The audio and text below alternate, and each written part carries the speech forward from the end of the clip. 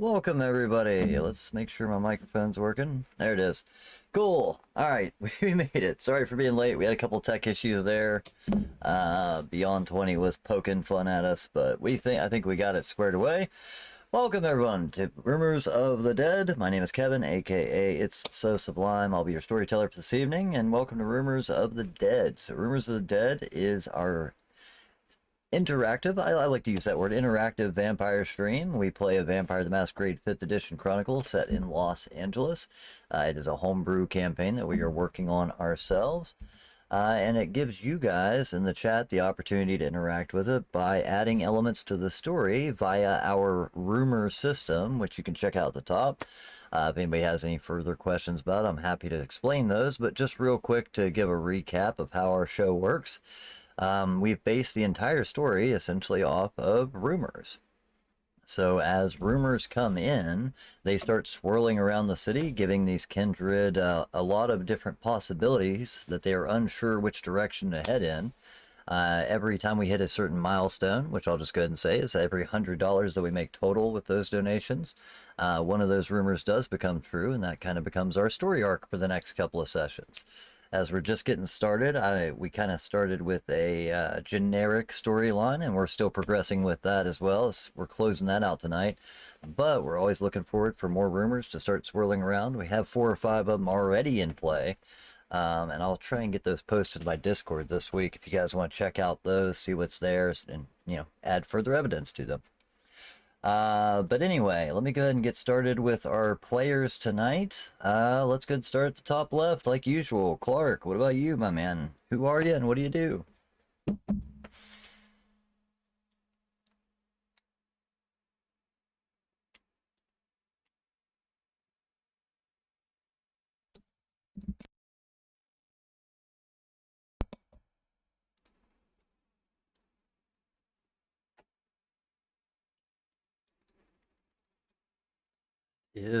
That is the question, isn't it? It's like, what do we do now, right? Awesome, man. Thank you. All right, Jive Man, the man of the hour. What is Snowcone up to?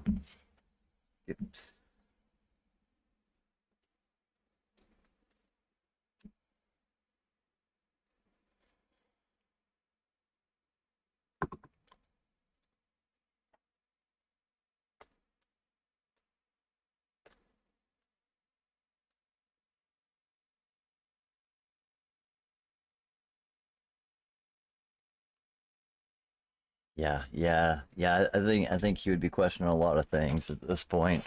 Someone who appreciates science and general scientific understanding probably got a little confused when the spectral anomaly started to happen, right?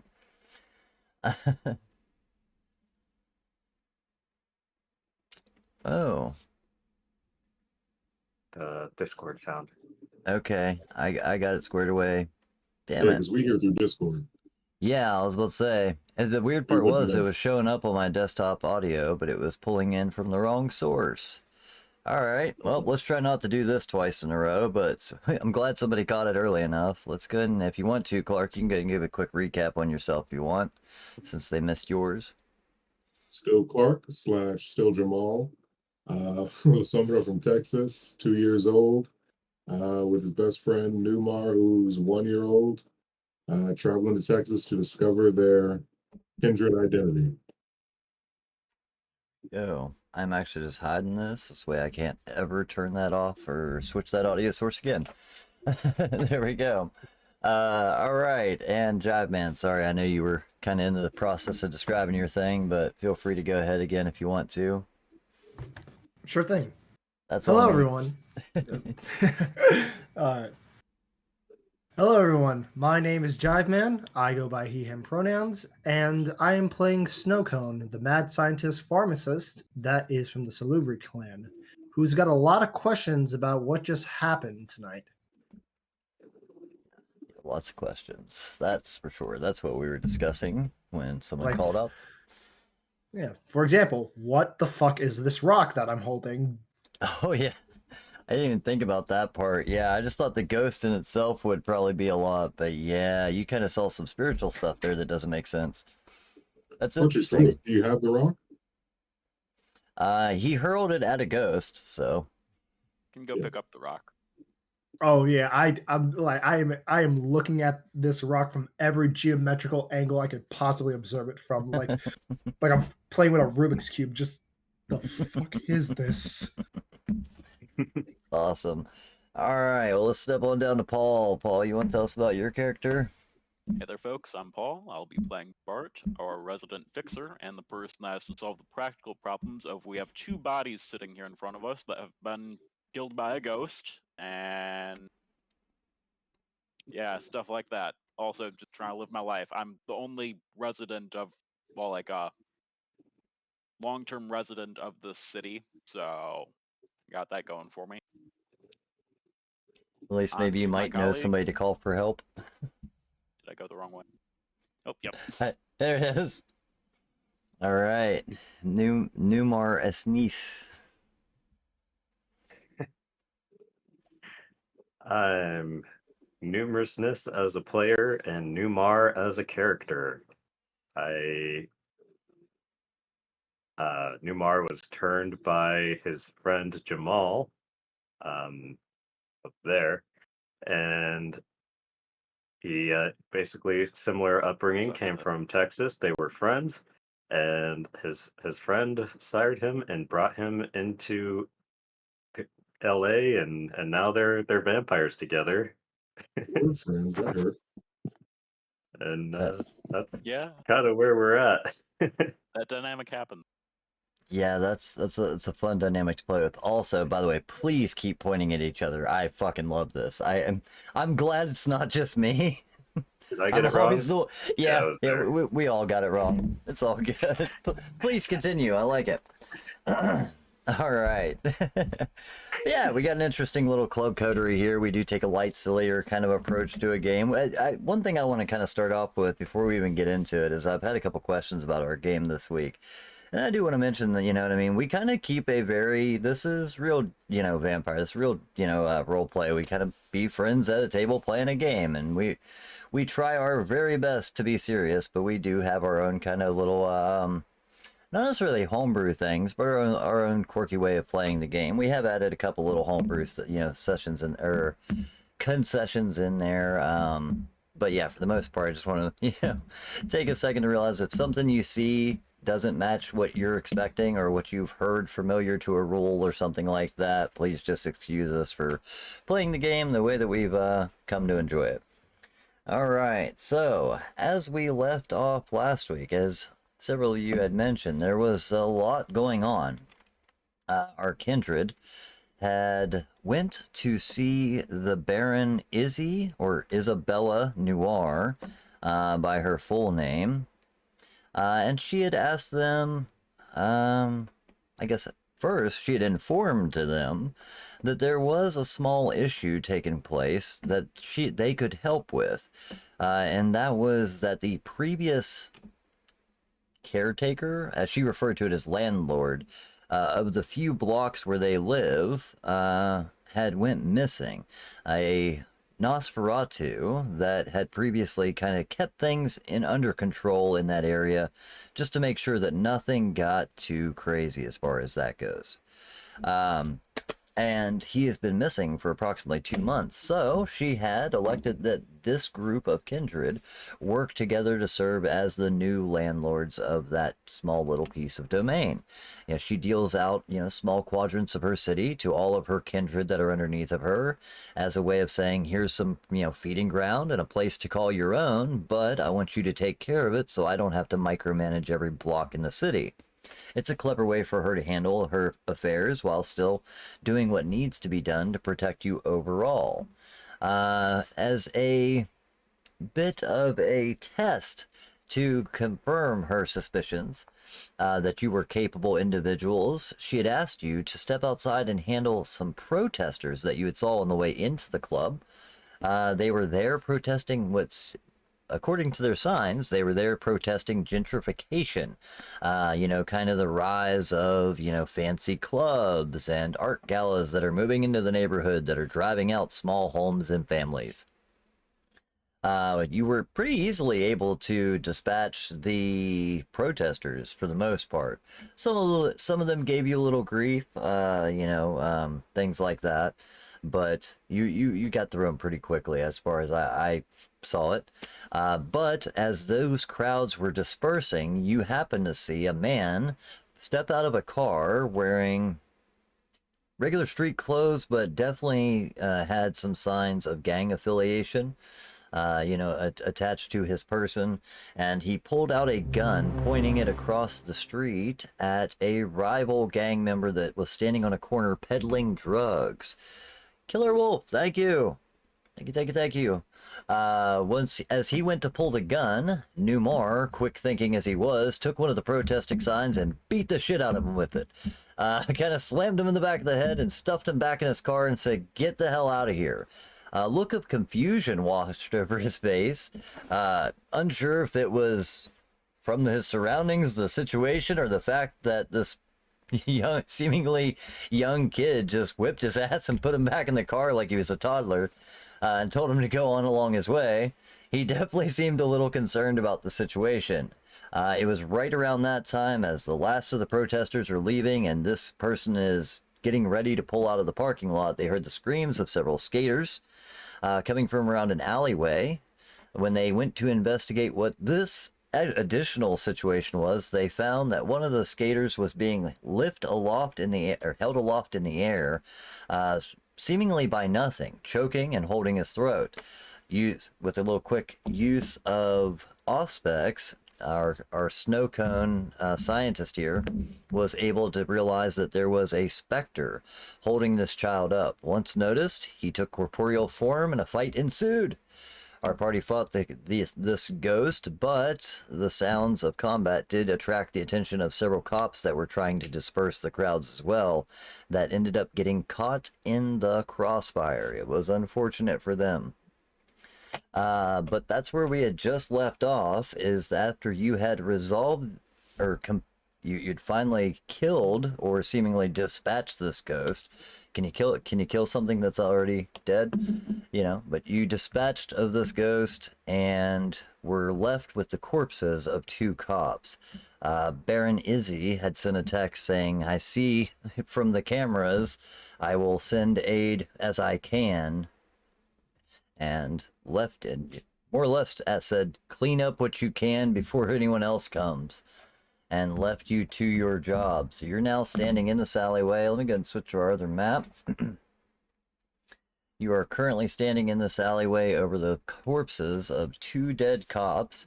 Also, I guess I kind of forgot to mention Tara's part in all this. The young hippie that was one of the protesters had kind of stuck around to investigate what the skater scream was as well. Had handed Snowcone a strange... what looked to be an average, like, healing crystal, you know what I mean, from her collection. Handed it to him, and as he struck the ghost with it, a flash of bright white light emitted out of it. So he was kind of surprised, and I think she was too. But yeah, she's also there with you. So yeah, you're standing over the corpses of two dead cops with a hippie? I don't know. With a new wave kind of, mystic healer type woman. I really couldn't even begin to describe her politely. Someone that smells a lot like patchouli. And that's where we left off last week. So you guys are good to go for however you want to clean this mess up. I do want to take a second though. Killer Wolf, thank you so much for the biddies. I appreciate that, man. Always appreciated. You guys go a long way to keep us going. I appreciate all the help, guys. All right, but yeah, I will open the stage to you. I will say, I guess, that as you're just now standing over these corpses, you do see a back door open into this alleyway, and standing just inside of the silhouette of that door, you would see Henry, Isabella's kind of right-hand man, a very large guy that seemed to be served as a bouncer slash personal assistant for her. He has opened up the door and just standing there with a look of what comes next, almost waiting for you to take the lead on this situation. But does lend the opportunity. As quickly as I can, Bart will pick up both policemen in his hands and just drag them in, or like drag carry. He's somewhat strong, but it's gonna be a bit of effort, I'm guessing. Take a little bit of, drag to do so. But I think if you can grab each one by the leg and begin dragging as far as that goes. He does. Well, Good. Just on my way out, I would ask Newmar and Jamal to come get cleaning supplies with me if they can. Are y'all free? We're free, but I'm still not hyped about cleaning an alley. I can do the actual work of cleaning. It's just I want someone to help get the supplies while I'm doing this. Maybe we can find a back closet for you, Newmar, to do your beating. All right, I didn't scratch that. Can I not say that in front of the one? Wait, what was her name again? Tara. Tara. Tara. Yeah, so Like I in don't Teen Titans. scratch that. But just helping getting the cleaning supplies. Then maybe I give a slight nod towards the bodies for Newmar's sake. Gotcha. But just as you start dragging them towards the door, Henry does look a little bit. You can see him kind of furl an eyebrow, as in, what the shit do we do with this? But as you get to the door, you see that there's actually a small room with a door directly, like 5 feet across from you. It's almost like a small broom closet as it is. There is a couple of small things like a mop, a bucket, and what appears to be a faucet for a hose that has several feet of hose coiled up around it. But what you also would see is a set of stairs descending down. He says, "Cooler's downstairs, man. Yeah, he just kind of throws up his hands. It's where we keep the beer. It's your best bet. Don't go out that one. That's the dance floor. We still got people inside."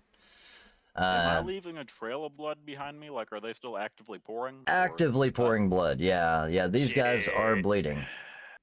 Yeah, they were impaled, if you remember correctly. So, I will say that the biggest, mass of blood is outside, but there's definitely still a smear as these guys are, being drugged through the alleyway. It definitely leaves a bit of a streak.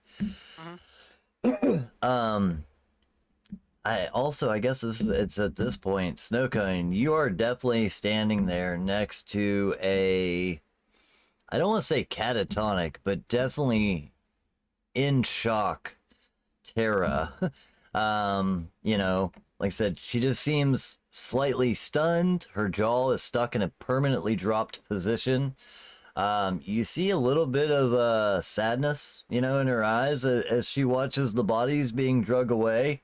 She definitely kind of just follows them with her eyes, but then just stops and takes a look back down at her own pile or purse, where she's got, you can see 2 or 3 other strange crystals that she's got, and, handfuls of, unidentifiable herbs. We'll put it that way. You know what I mean? It's hard to tell if you're looking at sage or weed, so it's one of the two. But yeah, she's got a collection of things in a Crown Royal bag that she's wielding as her purse, and she's stunned. So that's what you have there. And as for the rest of you, of course, you can do whatever you would like to do there. You see as the bodies are being dragged away, you see Tara standing there with a shocked look on her face. As far as that goes, and I think so correct me if I'm wrong, one of the kids was still there unconscious as well, right? No, I think he was able to limp he off. ran.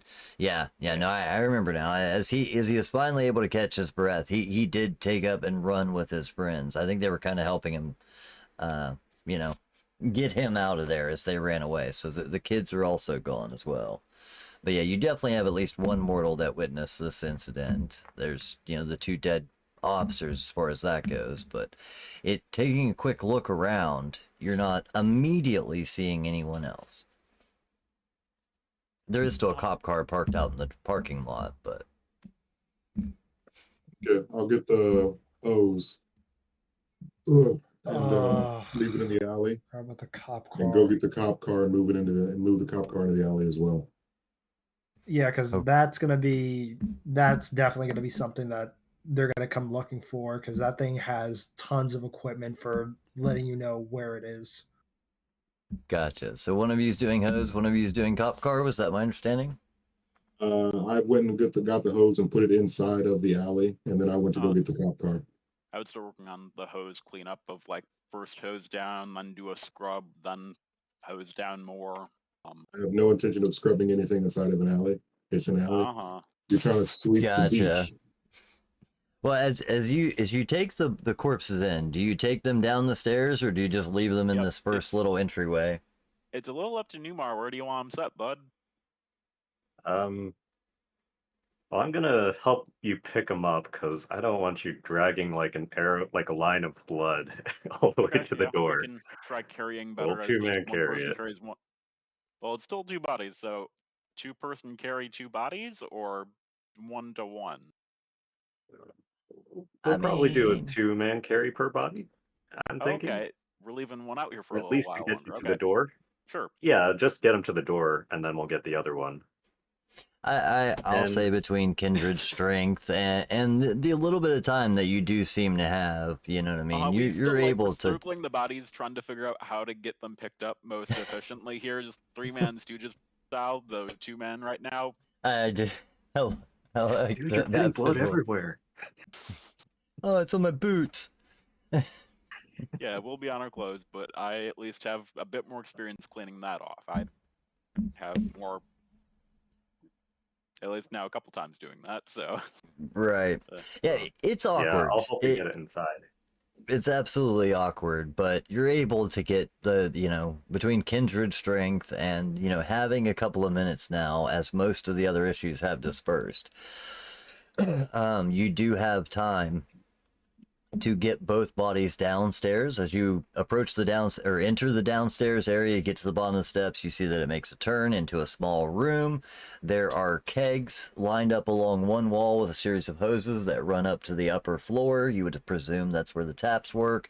And then you also have several cases of beer, things like that are just scattered and staggered around down here, crates and boxes filled with different, wines and liquors, etc. And of course, it is a pretty basic open concrete floor with a couple of drains in the center. So at least it seems that as you sit them down, the blood has a direction to drip. At this point, they're mostly, done. The body doesn't bleed forever once the heart stops pumping. It's a slow trickle that you see that's dripped down the stairs instead of one long smear now, since you did take the time to carry them. So it's a lot easier to clean up than it may have been dragging them. But within, 2 minutes time, you're able to get the bodies downstairs. Henry says they'll be all right down there for a while, man, but you got to make sure to deal with that before the stink hits. Fair enough, yeah. We've had the problem before. I ain't doing it again. I don't clean shit like that. You know what I mean? He just kind of gives you a look like I ain't doing it again. Biohazard. Yeah, exactly. He says, "Is there anything I can do?" And just kind of offers at least what services he has. Maybe just to keep people out of the parking lot for like 30 minutes while I do my cleaning. We still got 50, 60 people inside. We closed it down. We shut the doors. We told everybody that there was an incident outside. It was for their safety. They're still partying. They don't know any better. There's some people starting to ask questions, wanting to leave though. Is there anything in the parking lot that they can't see? Yeah. Large blood stain right now. Shit, I can buy you a couple of minutes, but these guys are going to start heading out soon. Just do what you can. You know what I mean? Just like I go 0 to full sprint. It's a thing that kindred bodies can actually do for the sake of, oh yeah, the muscles aren't actually muscle thing, more magic blood stuff. So Right, yeah. boom. Yeah. No flexing or no stretches required. But yeah, Mhm. yeah, he heads back inside then to do his best to keep people busy and make sure that no one leaves in the meantime. Yeah. You see him as he kind of goes through the door. He peeks through it first to make sure nobody's looking and pulls it tight behind him, and you actually hear it latch, like a lock is set, preventing, like a key from that side. You would see the latch on your side flip, so you could probably unlock it from this side. You know what I mean? Okay. But it's made to where patrons can't come in here. You know what I mean? So you should have this area to yourself for the time being. I mean, there is a road nearish by with cars passing by, but nothing else is really in line of sight for the moment. So you have a couple of minutes. I You would begin start cleaning hosing up out the parking lot, move back. Yeah, you begin would hosing track. out the alleyway, shoving it off to the best that you can. There is, storm drains and vents. There's a foul smell of rotten booze, stale ales and things like that out here anyway from all the dumpsters as the smells and fluids mix and run down the gutter. You seem to do the best job that you can as far as that goes. Meanwhile, Jamal runs around to the front. There is a cop car there. It is one car. That was all that had ever showed up. Both cops arrived in the same vehicle, so there is one car sitting out front. Currently, it was kind of out by the edge of the parking lot towards the entrance. No lights on, but it was left there to try and set as a barricade in case it was needed between the outside street and the protesters that were on the inside of the parking lot. Okay, so I pulled into the alley where we all are. Okay. It's yeah. You could theoretically fit the car in the alleyway. It's a little tight, you know what I mean? It's a pretty small alley. Like this is mostly just for like dumpsters and stuff like that behind the building. But if you needed to fit a car in there, it could be done. Biggest thing that I'd be worried about is just not getting blood on the tires. Feel that's a thing that they would check. They're gonna find the car. If we're gonna move the car again, we'll have to clear it anyway. True. Yeah. If we don't destroy the car altogether. See what we So can right now do we just here. need to get out of the Possibility too. street. Looks a little weird, but there you go. You cram the car in the alleyway. Let's see. I wonder if that's like a semi-common thing anarchs do in when it comes to vampire strength. Can they flip cars like a little bit more commonly? Like I they already think do it with like a solid 10 to like 15 people, so it would like, really 3 of them depend go. on, yeah, that sort of thing depends on the individual kindred themselves, of course. Like potency, like I don't think a kindred, especially not a single kindred, would be able to flip a car using his standard strength without using probably some sort of discipline, maybe. At least like, in amp the up book, potency you still and get a build it surprising up. amount of strength just from like raw strength stat. They Right. like give some leniency there because like 1 or 2 dots is still semi supernatural. I guess the way of putting it is that it probably wouldn't be, definitely not something a new, kindred would be able to do. Like that's what I was kind of getting at is either a discipline or through age, you know what I mean, and heightened power, you know what I mean. But yeah, not your typical human strength. A couple of you could flip a car. I mean, I have personally seen people pick cars up and carry them, you know what I mean. So like it takes a few people, but it could be done if necessary. But yeah, as far as pulling this car into this alleyway, it fits in the alleyway, and you're just able to get out of the door. You kind of got to squeeze a little bit to even do that. But like it's fit, but it's the alleyway is more meant for garbage removal, not vehicles. You know what I mean, as far as that goes. I guess if there was, you know what? I guess if there was dumpsters in this alleyway, it would be just wide enough for a garbage truck. So I guess the car would fit and you'd still be able to do it. But like, yeah, the doors are still bumping up against dumpsters. You know what I mean? those trucks are meant to pull in, grab it right there, and throw it up in. So just pretty tight. Yeah, you got a car in the alleyway. You've hosed down the road to the best of your ability as far as that goes. I don't think there's a check for hose blood, so I'm not even gonna make you roll for that. You know, For a little bit of something, it would be something along craft. A thing that I've done before. craft maybe, Where's craft? yeah.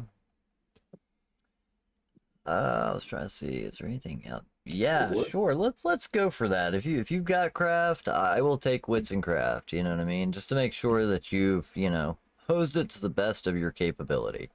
I mean, I don't think this takes any sort of supernatural feat or anything, but Yeah. I didn't think hosing down an alley would take a roll. Well, when you're hiding up a crime scene, it kind of does. nice. All right. Got a This is 5. Yeah, professional work. you actually do a really, yeah, this is not your first time doing this. You know what I mean? Obviously. Maybe not the, 50, you may not have done this 100 times, but it's definitely not your first. Hose the blood in one direction, don't keep changing. You know what I mean? It's like power washing. You just gotta learn how to do it properly. But yeah, you get it all to flow in the right direction. You do your best to mingle it in with other refuse that's already out in the alleyway, and send it down the drain as far as that goes. There's a couple of storm drains here in the alley that lead out. Numar, you're in the basement with these corpses still, correct? Yes. Dot So I dot guess dot. first thing I want to do, I'm just like remembering how hungry I am. But then I'm also noticing the radios, so I'm going to first disconnect those. Just take out the batteries. Maybe keep them in my. I don't know. I want to keep them, but like I don't think I have a bag with me. So I what mean, fits in my pocket, I guess. batteries just fit in your pocket. Yeah, I want the whole radio if I can.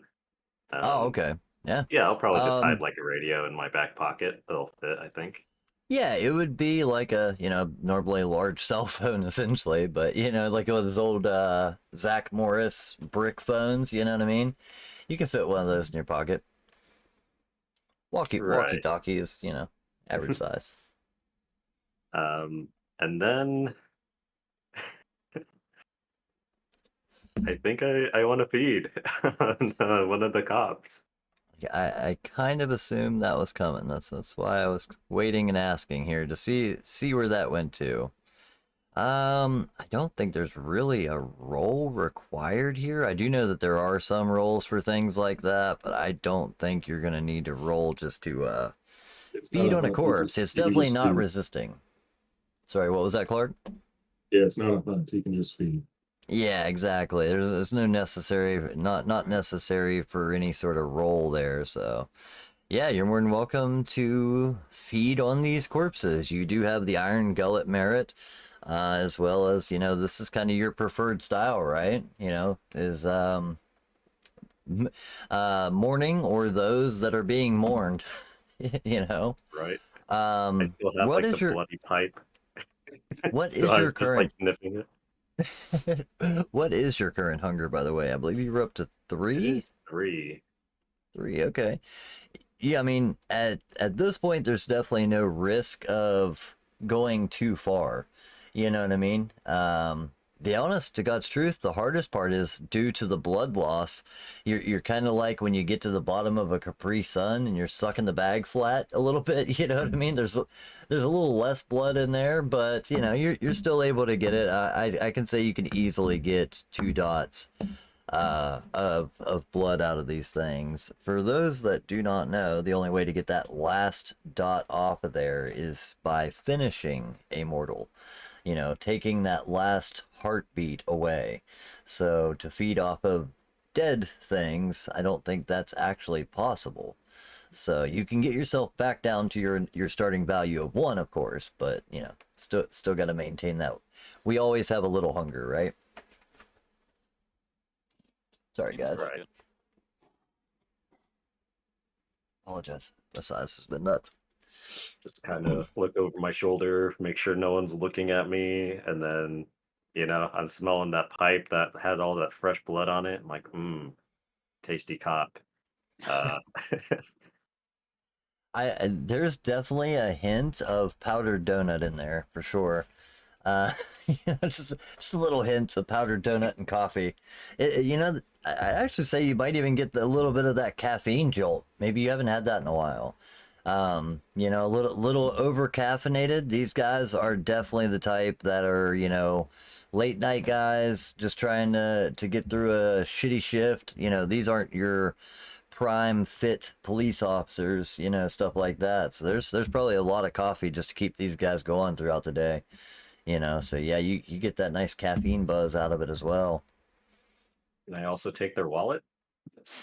You can take whatever you like, man. Okay, Yeah, we're I'm just going going to for the go to wallet the and the There is radios. also two pistols attached to either one of them. They are not matching, like I said in the previous episode. Like this police department kind of allows you to pick your own service pistol, you know what I mean, kind of deal. But they are both, probably 40 cals or 40s, whatever you want to call it, you know what I mean. Um, I'm trying to You think. call 40 cows 40s? Yeah, that's not the right way of saying it. I'm trying to think of how to actually say that. You know what I'm talking about? And they're just mixed Yeah, type. I've never heard the term 40s. Yeah, I can't remember what the hell it's called. Yeah, there's a 40 cal gun. Yeah, that's you know what I'm thinking of though, right? Yeah. Remember in college when you'd strap two 40s to your hand? Thank you. Right. Yeah. Or I could only handle 140. I can only handle 140. Yeah, but either way, Yeah, I'm they not both touching the have guns though. they do. They both have, two 40 caliber pistols. They have handcuffs. They've each got, that weird baton thing that kind of hangs off, yeah, there's handcuff keys. But yeah, they've got all the basic things that would be on a cop, as well as personal, identification badges and their own personal wallets as well. So that's definitely a thing. Hey, Kevin. Yes, sir. How universal are handcuff keys? They are pretty much all the same key. Ooh. Yeah, that's it. There's not much special to a handcuff key. It's just that, if I'm not mistaken, they have a hollow core, which makes them, a little different than your standard toy handcuff keys. But you know what I mean? Yeah. That, like, the one handcuff key would work for probably both sets. Might be useful to have. There is two sets of keys, two sets of cuffs. Pulling out Leave it all down wallets. there. You find that, between the two of them, there's probably about, $240, between the two, that, in loose cash, a couple of credit cards, couple of, IDs, of course, credit cards, a couple of their police business cards that they would typically hand out to others. And at least in one, you see a picture containing a woman and a teenage son. Oh man. Real question is, do they have any gift cards? Gift cards are where it's at, right? Walmart gift card. Definitely a Walmart gift card. With love, Ma, put on the side of it. Oh man.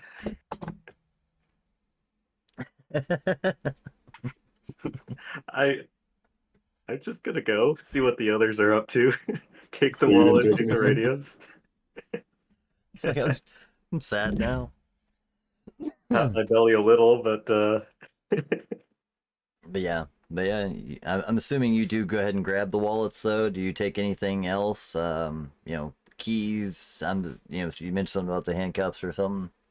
I'm gonna leave it unless somebody else tells Okay. me they want it. All right then. Sounds good, man. Yeah. Clark, where do Go you ahead take this and- car to? I told you I just parked it in the Oh. alley. Alleyway. Yeah, that's right. At this point, should we then talk to the Baron? Like we kind of got most of the job stuff done out of the way. We done? Snowcone, are you done talking with your new friend? Yeah, that's. Yeah, that was yeah. I'm yeah, I was just trying to figure out how to handle the situation while everyone was doing You have a stuff, so- complicated one. If Yeah, that's why I was anything, giving do you a minute have there. bad memory? That's the answer to some problems, usually. He doesn't So really have a situation. She's a witch. She knows more about the situation than we do. Is she like a capital W? She yeah, like- held the tool that killed the wraith. Fair enough, yeah. That sounds like a capital W. And she Yeah. said she knew what it did. Oh, okay. that's why we start asking Yeah. questions. Yeah. So I'm gonna take this like as a professional, just not like trying to like get all giddy and be like, "Oh, you're a witch. What do you do? What do you do?" Just calmly and just try to like reassure them that everything's under control.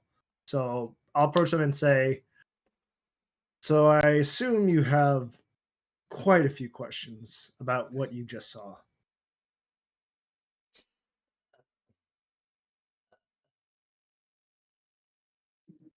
Right. Yeah.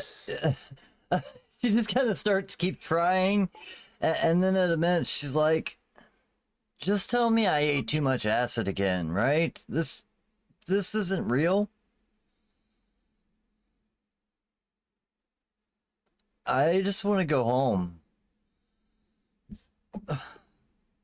Well, in a minute. First, I would like to make sure that everything is all right with you mentally after this encounter because normal humans do not take kindly to the sight of blood, let alone a full murder scene. Uh. ye- Oh, they're real, aren't they? Oh God. Easy there, easy there. You see it now starting to well up.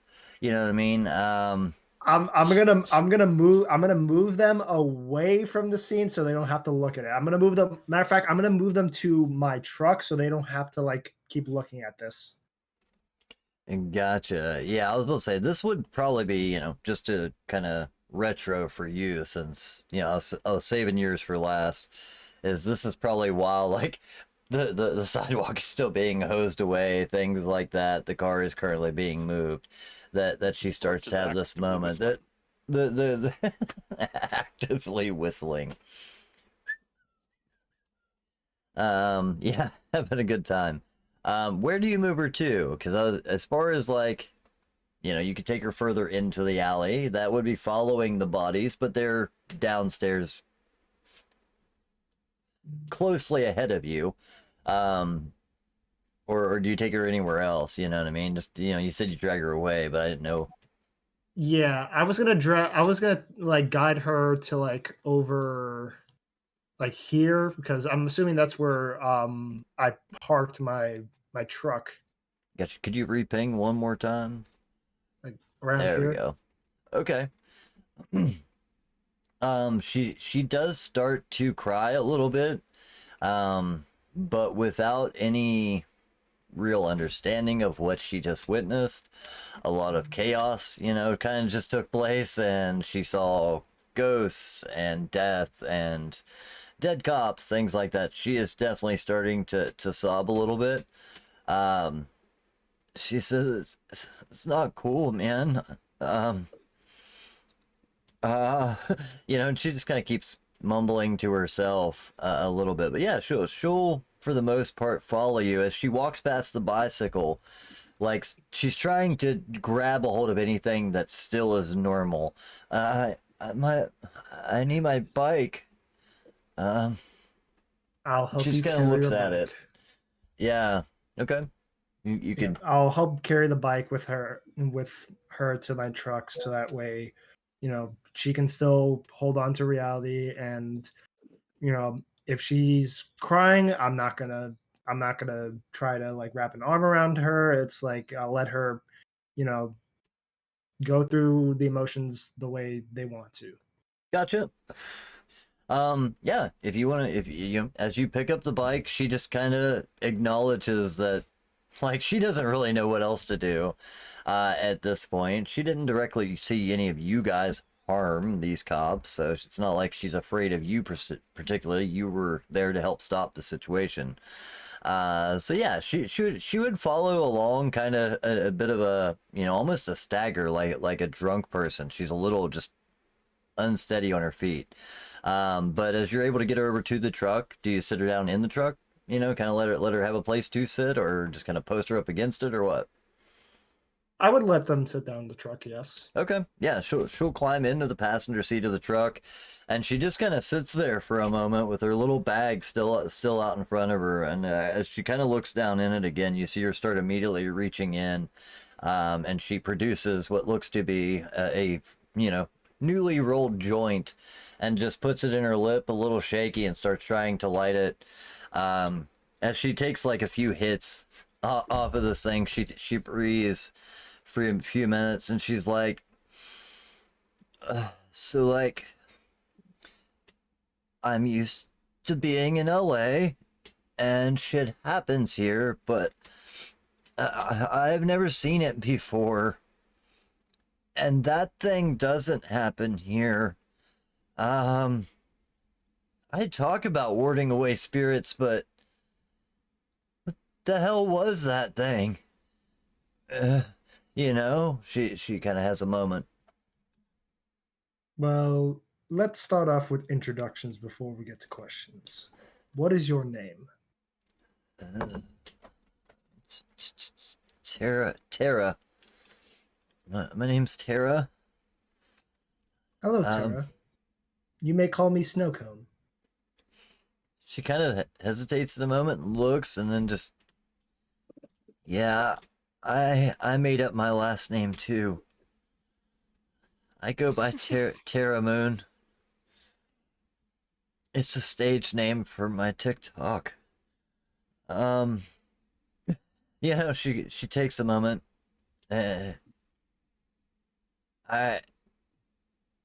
Why did it flash? She looks as confused by the situation as you do, as far as that goes. I didn't know it would actually work. To answer your first question, Tara, that which you had just witnessed was called. Ah, gosh, I'm gonna mess up the name. It was a Wraith. wraith. Yeah, I was gonna call it a something else. I'm gonna say, would Snow couldn't even know what the hell that is. You know what I mean? We did establish that like Soko knows of race, like they've heard them in passing conversation, and they were like putting two and two together, seeing the wraith. It's like, oh, that's what that is. That's right. That makes sense from the descriptions, of course. Right. Rapes.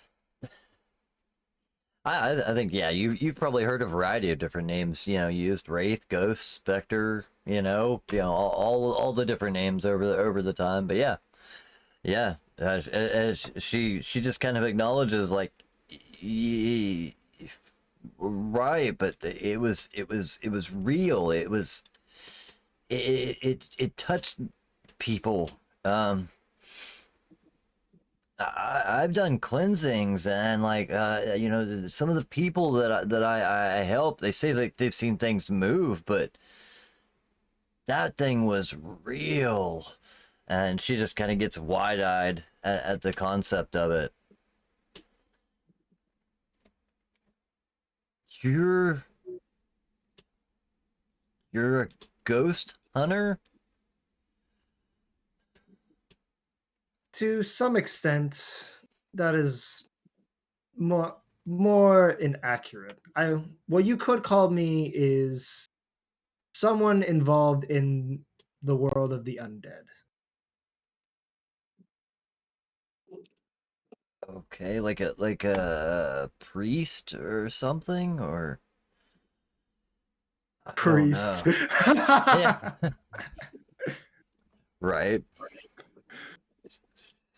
I haven't been to a church in ages. I do spiritualism and things, and I mean I've read about these things. I just never saw. Are those are the cops gonna be okay? Do we need to call somebody? Shit, are did we commit a crime? Like I can't go back to jail. I you know a weekend or something for disturbing the peace is nothing, but the murder, Tara, like. Tara. Rest assured, you can calm down. We have people that will take care of the situation, and there will be no need for the authorities to be involved into this. Oh God. You're like a mobster priest, aren't you? And now she starts crying a little bit again. Tara, I can understand that this situation is very stressful and can be very confusing. I can imagine that in your line of work, you do a lot of unusual things. In my line of work, it is very similar to do things that are very unusual. What you see is what you can believe, but what is unseen is very hard to believe, is it not? I think I titled one of my TikToks that once. Yeah. She kind of lightens up a little bit, but still a little upset. Can you just take me home? I won't tell anyone what I saw. I don't want to go to jail or I didn't want him to get hurt. We should call the police. We got to do something, or do we? I don't know. Yeah, she's totally out of it at this point. Like, I mean, she's still trying to deal with you, but like, just synapses falling in all directions. Yeah. I will answer two questions. First, what will happen after tonight will not be on the news. No one else will know of it. What you have witnessed right here will be as if it were a dream. Second, I will take you home and will trust your word that you will not tell anyone else what you have saw here tonight.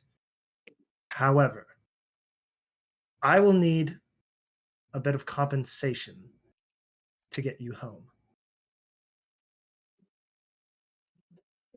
You asking for gas money? That's funny. First off, I want to go ahead and get a roll out of you real quick. I want to see how well you can persuade her that things will be okay if she goes home and doesn't say a word. That's kind of a big ask of someone that, you know, for the most part, you know, though she might be the rebellious type at times, and probably a great deal anti-establishment, she does have a little trouble. You have psychology as one of your what do you call those, specialties. Specialties. It's under insight, but I kind of want to use that some way. Let's see. Insight? Insight is, I mean, it's more of a persuasion, but I like the idea that, you know, you've taken into account, like, the questions that she said. Let's see. So you do have charisma, that much. I tell you what, let's go ahead and just do... Yeah, I kind of want to let you use charisma and insight on this. It seems a little different, but like if you're kind of reading into what her concerns were and mimicking them back at her, you essentially just repeated what she had, you know, kind of was most concerned about. So I'll let you use that. I think it's gonna be 5 dice for you. So if you want to do insight and charisma, I guess, right? It's not manipulation. You're being pretty Either or, straightforward with her. depending on vibes. Yeah, I think you can take that either way that you see it. You know, if you feel like you're being more manipulative or more just, using your persuasion, that's up to you. Yeah. I'm trying to reassure her that everything she saw, it did happen, but there's nothing to be worried about because there is nothing that will happen to her tonight or any of the following nights. Right. That's a big ask. Yeah. It's a big ask. I'm gonna set the difficulty pretty high on this one. I'm gonna say this is gonna be like a 4. Ooh. You know, it's gonna be a lot to ask of somebody. You know what I mean? That's actually pretty low. Like if it was your average passerby, it'd probably be worse. But for her, who's a little off anyway, I think 4 is appropriate. All right, let's roll some bones. Go for it. Curious to see how this pans out. Oh, I need to switch tabs here.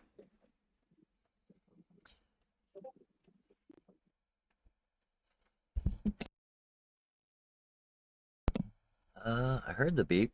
There it goes. It came through. Holy shit! Look at you go, man. Whoa! With a critical, but it's a a messy critical. Messy critical. How's that gonna play out? Oh man, see, this is where that gets really weird. With some of these persuasions, but no, I think I can get this right. You're a salubri. You have a extra appendage that some people don't have. That you tend to keep well hidden behind your hair, most of the time. But I kind of feel like as you're explaining these things and really trying to use this insight that is inherent to your clan, you know what I mean? The reading of people and kind of understanding emotions and different things like that, kind of getting a deeper read. I kind of feel like there might be a bit of an extra glow, or it becomes far more noticeable. So as you're speaking with her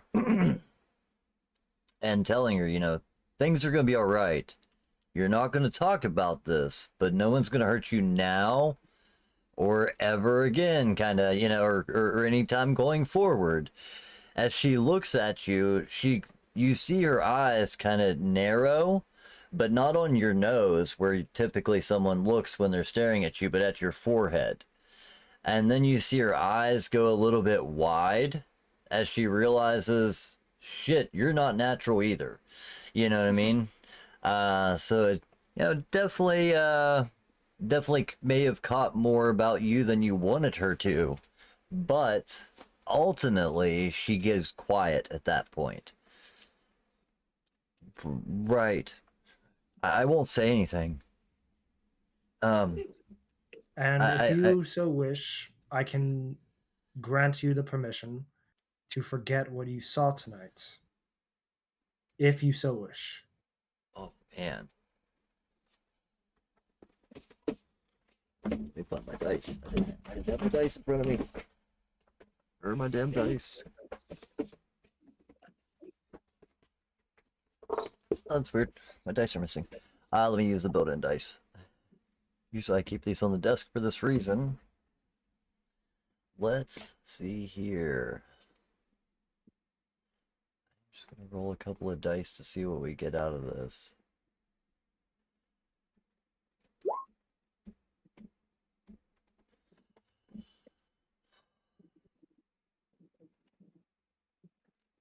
She would look at you with a bit of confusion, and then as she sees that, again, you see her staring at your forehead, not necessarily at your eyes. Well, yes.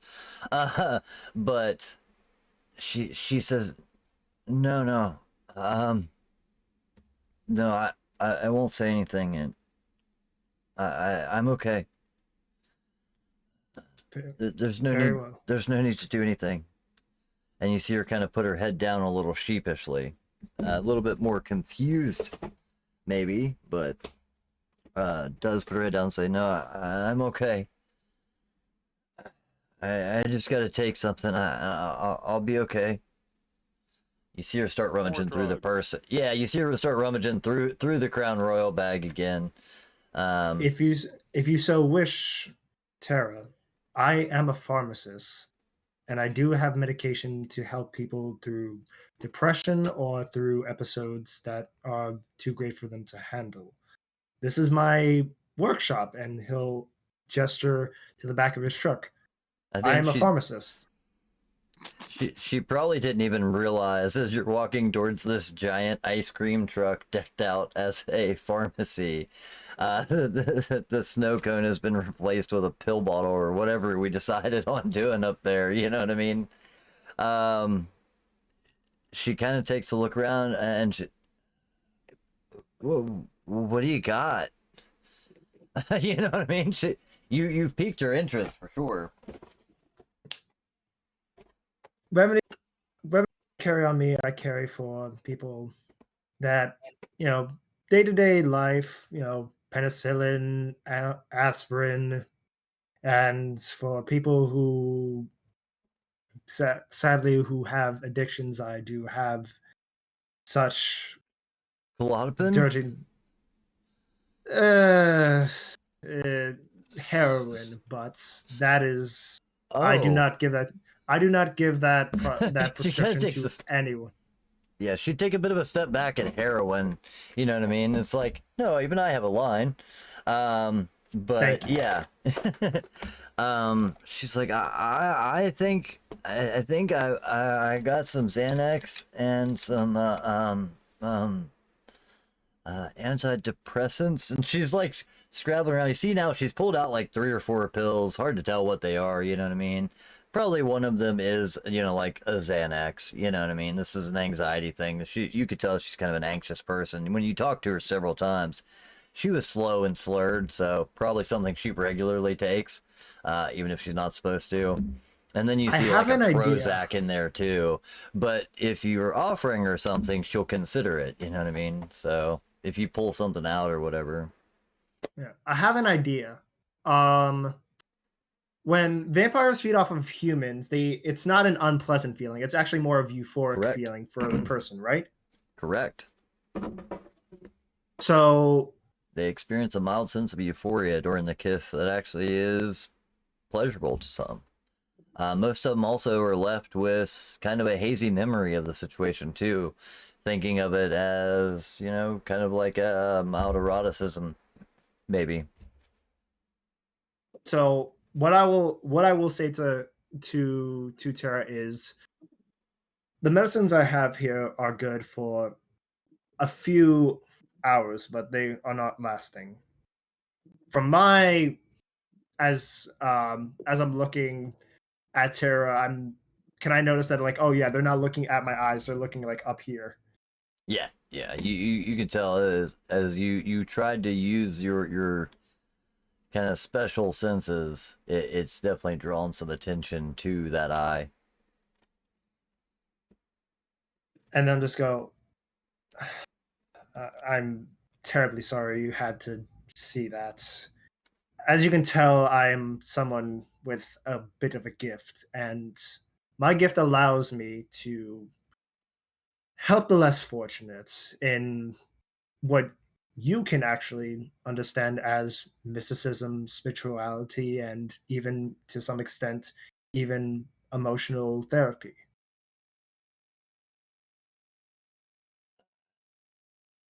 I think so. Is that like the chakra thing? There is another name.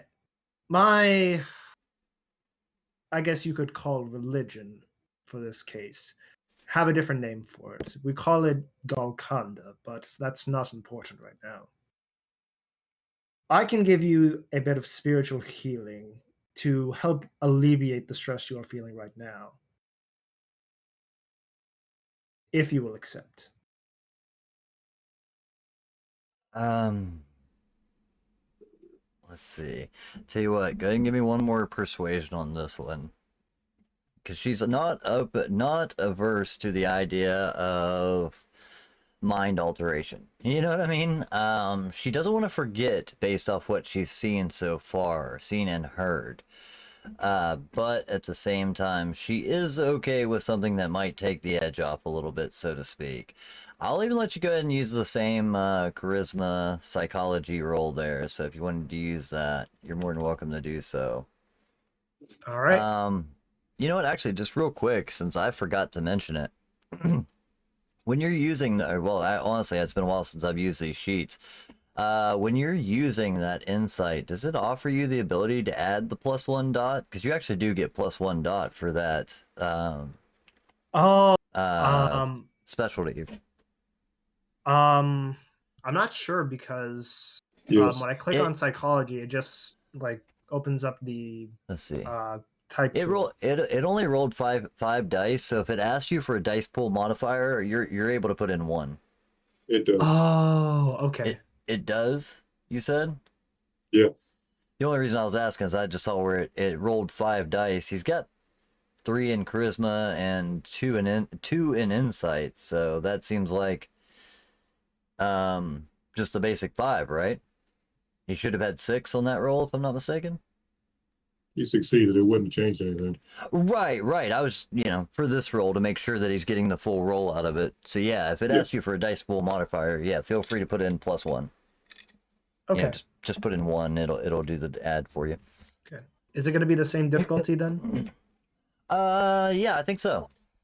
Yeah, this Okay. this is kind of a challenging situation. You know what I mean? It's a little scary for her, but she is into the idea of exploration in a lot of different ways. So, All right, let's roll some bones.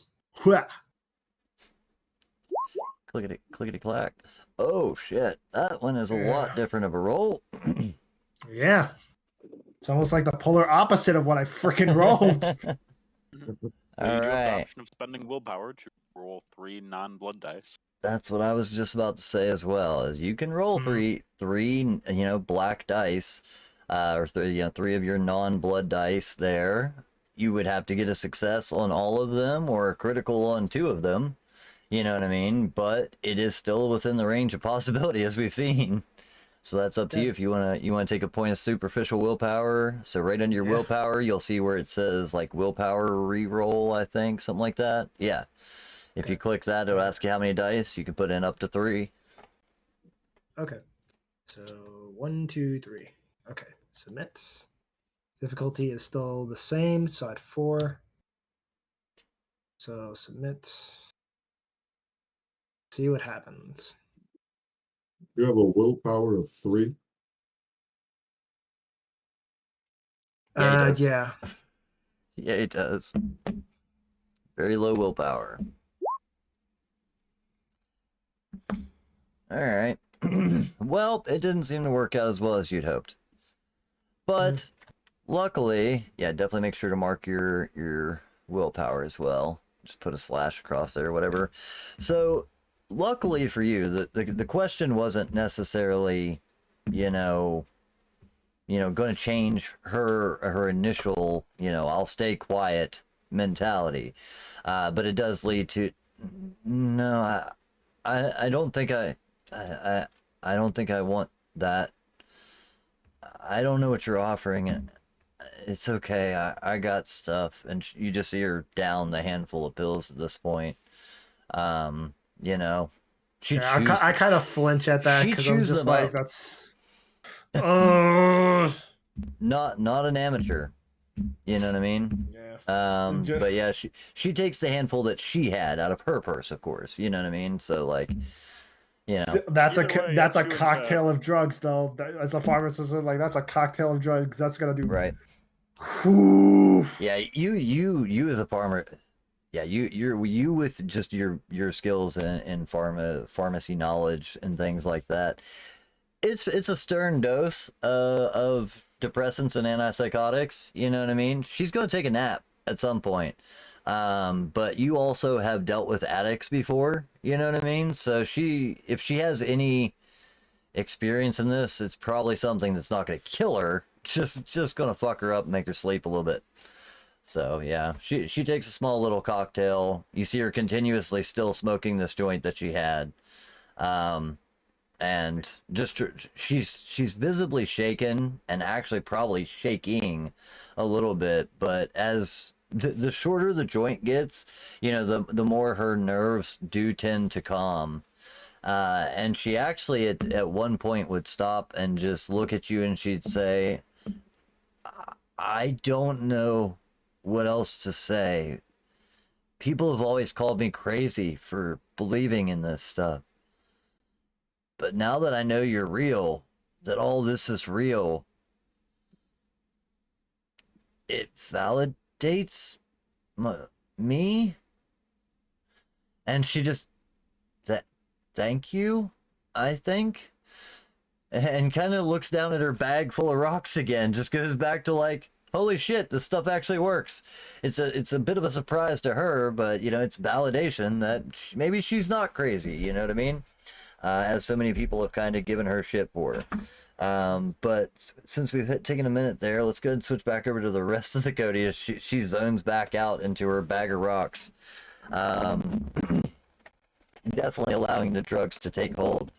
What does everybody else do at this point? So you've definitely had time to do all the things that we had previously discussed. You've seen Snowcone take this girl, take her bike over to the dope mobile, whatever you want to call it. You know what I mean?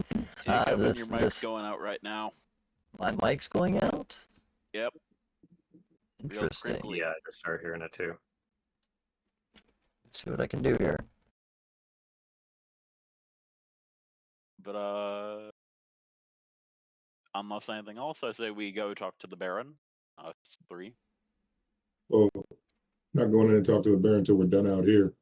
Well, I say this in the midst of me doing my last spray down around the vehicle, and I already got the parking lot pretty good. Gotcha. Is it sounding Go any back. better now, by the way? Yep. Sounds perfect.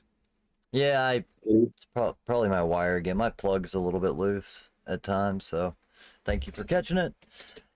Yeah. Take the time to go in and talk to the Baron. For the most part, the parking lot is cleaned up, and the car has been taken out of sight. Snowcone, when you initially said that you guys pulled up, you did mention that you had kind of parked out at the edge of the parking lot, kind of towards the street, if I remember correctly. So you're out at the end of the parking lot, or even maybe on the street, like parked parallel along the side of the road. So for the most part, the parking lot is clear of any visuals that would give you away immediately. I mean, there's still probably, some potential fallout that could come, there's a cop car and bodies and things, but at least all the initial things that would be seen have been hidden at this point. So you guys can take a minute to head in and speak with the Baron if you choose. Who all is going in for that? If we're done, we can all go in. Okay. Yeah, are we just leaving this car here? Like, That's what I just said. Hopefully we're not. all sure about that. Okay. Well, not for long. This is going to be a 5-minute discussion, hopefully. I don't think you Um, go in and explain to somebody before you're done with the job.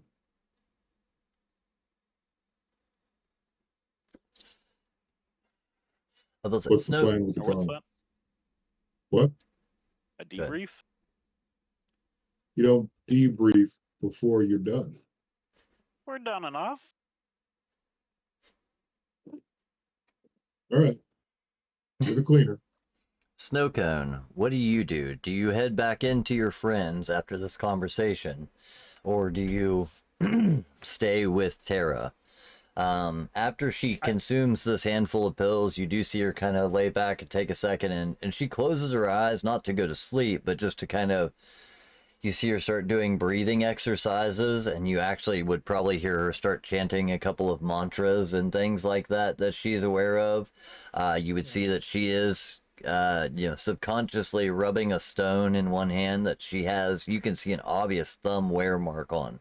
She has been rubbing this thing for so long. I think I would just to comfort them, I would be like, I have to go see my fellow associates about this aftermath of tonight to make sure that this is all squared away and safe. So I will leave you here. I will leave the key. I will leave you with a snack, and Snowcone's gonna go to the back of the truck and like go through like a little mini fridge they have for like keeping some medicines cold, and they'll pull out like a little Capri Sun and like a oatmeal cookie and be like, "Here you go. I will be right back." Not You've got the 5 juice. minutes. You've got the juice and cookie for the blood. Gotcha. Yeah, that would. It makes sense. With your predator type, that absolutely makes sense. So I will concede to that. Yeah. She, for the most part, seems stunned enough. She says she just says, "Okay, can I lock the doors while you're gone?" Absolutely. Oh, okay. And you see her immediately start tearing into like one little bite of cookie, just the tiniest little bite off of this thing, and starts sipping her Capri Sun. And you know what I mean? She's probably got the munchies by this point, but yeah, she consistently goes back and forth between the two while taking a moment to let all of this wash over her. You can see she's definitely still, partially out of it and not 100% sure of what's going on, but there is a small amount of, almost maybe intimidation, but comfort in that in the same time. So she seems that she's going to stay put, and leaves you to rejoin your coterie. So you guys all make it back in the door around the same time. You would be met at that back door again by Henry. So as you're kind of making your way in, he actually opens the door and almost bumps into you, not expecting to see everybody right there. He's like, "Hey, can we get these guys out of here, man? They're starting to lose their shit. It looks good on the cams. Is there anything I'm missing?" Not that I know of. Do you Yeah. all have a vehicle that's good at moving bodies? Ooh. Drive a Torcel, man. I mean, more than anything, it's asking the boss. If, we go speak to her quickly. Come on in. I'm gonna start moving people out. We'll get you guys some space to talk. She's gonna want to talk to you anyway. He kind of takes a scan up and down of each of you guys. Is anyone currently? I'm trying to think. Did anybody take any damage during that fight? I took half. Well, I took a superficial wound. Superficial wound. So Yeah, nothing that singularly I don't. superficial. Yeah, I don't think anybody took enough damage to where like you're covered in blood, but you also did carry some bodies at one point. You If know what I anything, I'm mean? the most obvious. Yeah, I was about to say. Also, are you still wearing the helmet at this point? You know what I mean? Just accustomed to keeping it on. So there may be a little bit of blood on the jeans, things like that. He would probably, after scanning over, just give me a minute to get them out first. I'll get you in. And you see him head back inside to start presumably evacuating the building and letting people out. Okay. 5-10 minutes goes by and he comes back. She's up in her office. You guys can follow me. I don't think anybody's noticing anything, but they're making their way out now. And he takes you around kind of the skirts the bar and heads up a small stairwell to go straight upstairs to a box room that does have a small window overlooking the dance floor. You see a decent sized desk there with a chair and a couple of comfortable couches. It looks like a kind of lounge living room area with a desk in the middle of it. It's very comfortable, very well appointed and designed, things like that. You got flowers and decorations and some artwork posted on the walls, things like that. But on the desk, you would see that there is a computer with multiple screens up on that one computer. She has a view of the parking lot, a view of the garage, a view of the dance floor, and a view of the front door as people are coming in through that hallway. The kind of foyer hallway that you had entered in when you came through the building. And she is just sitting at the desk, and you can see her kind of like visibly rubbing her head subconsciously, and just looks up. Well, that was a clusterfuck. Somebody tell me some good news. Uh, I raise my hand. You have the floor, please. The one witness tonight that would have spilled that would be a problem has been taken care of. I have them locked up in my truck right now. Witness? Okay, somebody, yeah, someone who is into mysticism and spiritualism and all that kind of jazz. From as far as they know, they had a bad trip and saw something they don't believe. So I doubt they're gonna understand what the heck just happened tonight. Did you just All say right. somebody's locking your trunk? No, in my truck, not trunk. Somebody, I guess that's better. Yeah, they have room to move. But I like the fact that you went with, she believes this all to be a trip. So now we're kind of getting into a little bit of manipulation. So here's where I'm gonna have you to make a roll to try and see if she can buy what you're selling, essentially. You know what I mean? Luckily, you're good at selling stuff, right? Let's see. I am a drug dealer after all. Right.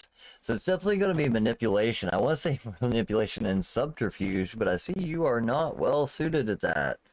I don't really think there's much other options there. As far as that goes. Mike's going out again. Really? What's up with that?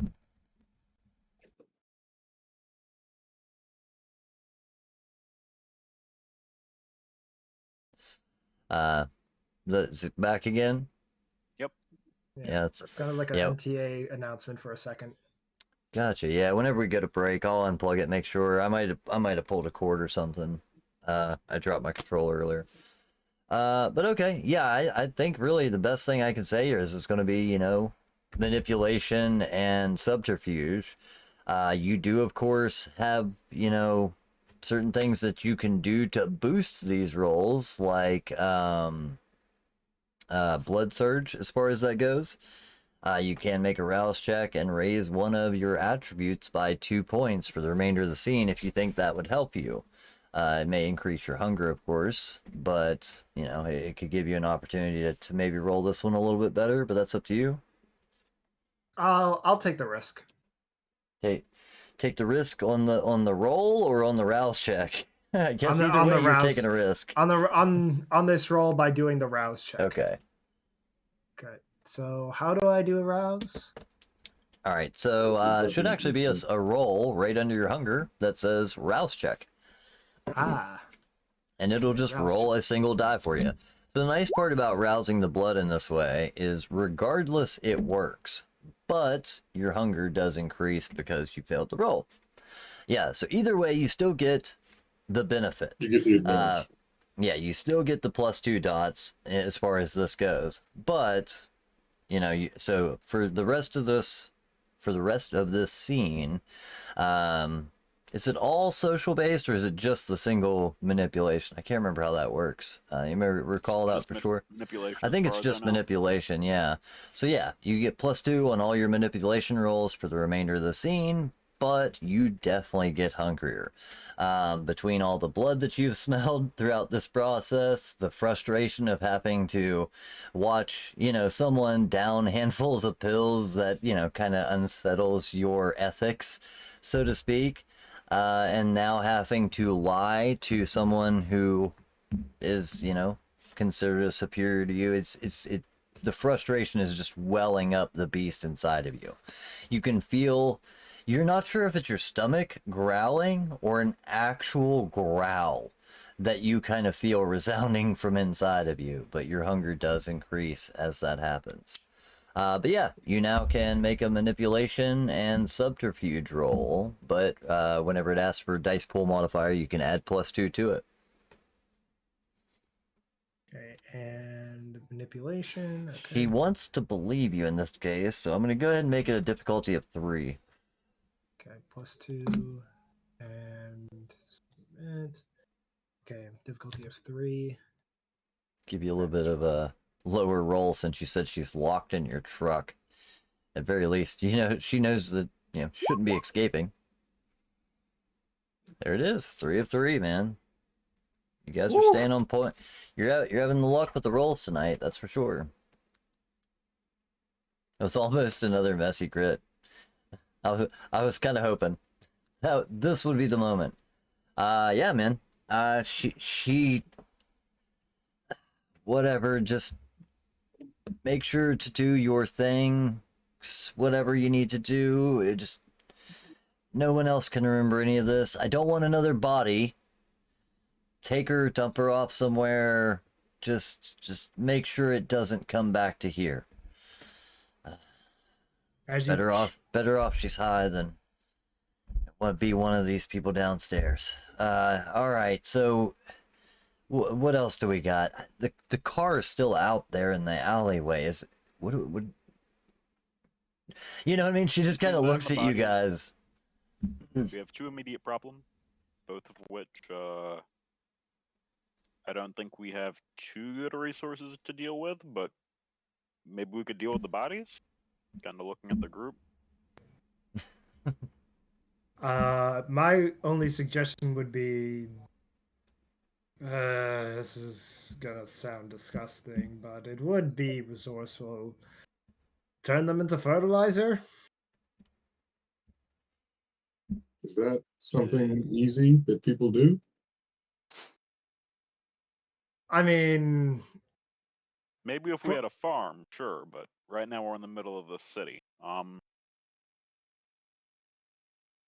did would they Bart know die? of any way that that's typically done within this environment? Like, most of the time I just kill the person and that's it for when it's something like this. So, the actual cleanup of the, Yeah, that's not a where to cleaner. put the body. Hold up. I don't think I can clean the Reel this scene, back but- for me before we go any further. I watched 2 cops walk into an alleyway and start shooting at my dumpster.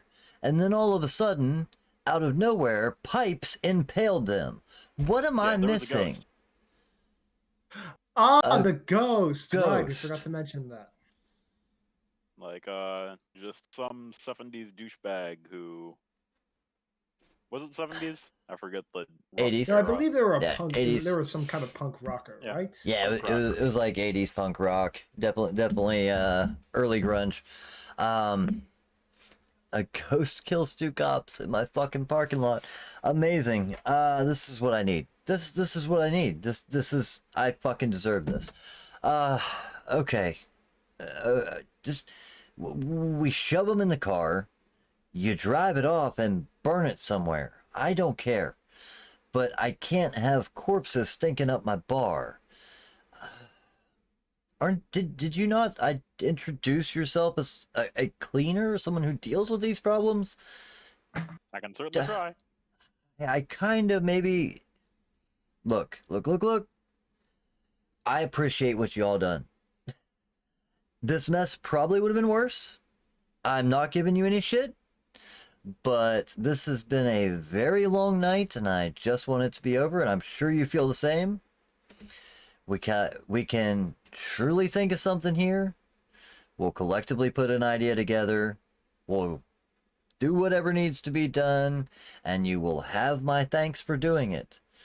You've proven at least resourcefulness to me, so I guess I can't regret my decision, but holy shit, 2 dead cops.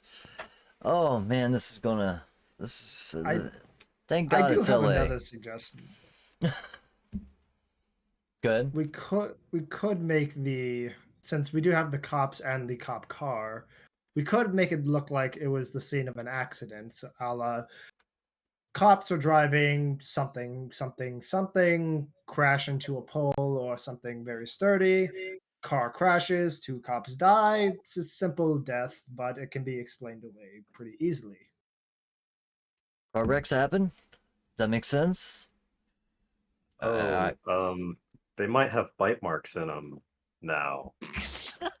Not if the damage to the car is severe enough. I mean, if the car were to crash and, catch fire, then there would be hardly, enough of a warrant to say, oh, well, these poor fellows got caught in a car wreck. Why do they have 2 holes in their neck? When some of them could be missing limbs or could have puncture wounds in other parts of their body? It's inconsequential. I mean, if you don't think they'd find it odd, I think, regardless, the holes that I saw drilled through them would be problematic. If it's going to be a car wreck, it's got to be a bad car wreck. Enough to cover that damage anyway. Is this the idea that you guys like? Yeah. Are there any local hills or mountains that we can roll this car off of, essentially? Yeah. And drive them off a ridge, into a canyon, into a wash, something like that. The impact should take care of most of it. And then put some gas or something in there to accelerate and start a fire. I think that's doable. Yeah, I can fucks with that. That works. Okay. Let's see. The protesters, they're gone. No questions there. They seem to it looked like you had a few words. They left. That's doable. Anything else that I need to be made aware of here, or is just how did protesters turn into ghosts? Is what I'm trying to figure out. What did I miss? Two separate unrelated, incidents. Although, Protesters in one area, and I guess- apparently you have a ghost that thinks the alley is his alley. Related to that, there were kids that witnessed all this, like the ones that were trying to do the spray painting. That was no this one's gonna alley. believe no one's gonna believe teenagers, especially when they bring up the whole story of why these teenagers were hanging around a bar when they weren't supposed to. It's like the rest of the story falls apart. It's like, we saw ghosts, we swear. Oh yeah, and what were you doing by a bar, tagging up the place? Those kids are insignificant. Exactly. Right? You actually see her make a couple of clicks on the computer and wind back the tape, essentially, that she's looking at from the camera reels. And, as you're looking from your side, it is strange because you saw that ghost materialize. But for some reason, due to the nature of the camera, you're not seeing it. It's kind of funny as she's scrubbing backwards and watching this in reverse. You see the cops kind of lift up off the ground, several steel pipes projectile from their chest back to a spot near the dumpster, as you're watching it backwards. But then it kind of rewinds back a moment before that, and you do see the kids at the beginning of this. The kids start tagging. You hit several spray paints. They're doing a couple of tricks on their skateboards, hanging out. You do see that some of them are drinking. You know what I mean? One or two of them are have some brown bag type bottles that they're passing around, and taking drinks, spray painting on the walls, smoking. A couple of whatever it may have been that they were smoking. And then all of a sudden, as the situation arises, one of them just seems to be ripped out. Like as they're sitting in a circle tagging, one of them just gets yanked back 30 feet, slammed against a wall, drug up the wall, and is being kind of held there, and then drug out into the middle of the alley where you guys come in at that point. But the rest of the kids, pretty much as soon as this happens, they see it, turn tail, and run to the edge of the alleyway. You can just barely see their faces peeking around the corner, as I had said, and then, when the cops come, they run before the cops die. So she watches this whole scene. She says, okay, they didn't see the cop die. They were drinking, a couple of kids stoned, they some paint fumes, they saw some crazy shit. Maybe they just hallucinated or something. Or I think we're okay there. I don't think anybody's gonna believe them, but we got to make sure that the cops get dealt with, because they did see the cops were here. But I don't think the kids will be a problem. If I see them around again, I'll just personally beat the shit out of myself. Tired of these damn, teenagers anyway, running around. They get the back alley all fucked up. Either way, I think we're okay. I think this is gonna be all right. I can live with this. You know what I mean? She like keeps taking a deep breath herself, but like, sure. What else do we do at this point? She says, I don't know shit about ghosts. I didn't know ghosts were real. Is ghosts really a thing? She looks at Henry, who just kind of, fuck if I know. She says, I will ask around and see what I can find out. Otherwise, just deal with the car as a thank you for the extra hassle. I owe you one. Don't get too weird about it, but I owe you one. We'll just leave it at that, and she says, I kind of appreciate the extra effort. I don't know why all this decided to happen tonight, or how these two things happen all at once, but I swear it's like somebody's fucking with me. Oh yeah. There was also like a gang shooting I or swear to something. God, if you say one more thing. I made mention of that earlier, where Please the continue. drug dealer that was across the street almost popped off. But I I honestly remember. feel pretty good like that one was kept quiet. You took care of that pretty well. Maria. Again, it's funny. You see her making the social, kind of things like holding or pinching her nose or rubbing her head, even though you know that there's obviously no migraine or, things like that. It's just a force of habit. Just tell me that was an unrelated incident. I saw a second of it. I just thought you were shooing away another protester, but I did get the text. Gangs happen, right? Is that our problem? Do we need to? Do I need to go trail this guy down? Do I need to send someone after him? Is he going to be a further problem? Was he trying to shoot the protesters or? I have no idea why he was there, but he didn't stir up any trouble. We kind of stopped him before he shot anybody. Potential gang violence. Yeah. Guess that's a plus. If you saw him again, would you recognize him? Yeah. Right. For sure, yeah. If you happen to see him, keep an eye on it. We're pretty close by, you and I, your area and mine. If you see anything, let me know. Keep me posted, and hopefully hopefully they'll kill each other and resolve itself, and that's the best I can hope for here. I just, what the hell is going on? Why am I dealing with all this? It's like the more power they give you, the more problems you have to deal with, and I just it's times like this. I miss a good glass of wine. I could go for that right now. Fuck, I could go for that right now. She actually looks at Henry and she says, go find one that was drinking. Bring me something to eat. You know what I mean? And kind of just points at one. Or points at Henry. He says, anything else? She nods and I got you. And heads out the door. You know what I mean? To go fetch someone for her. I guess. Snowcone's gonna raise their hand again. They have another question. Please stop raising your hand. Just say it. Say it. Say what you want. Say what you want. Okay, I just wanted to be respectful. That's all.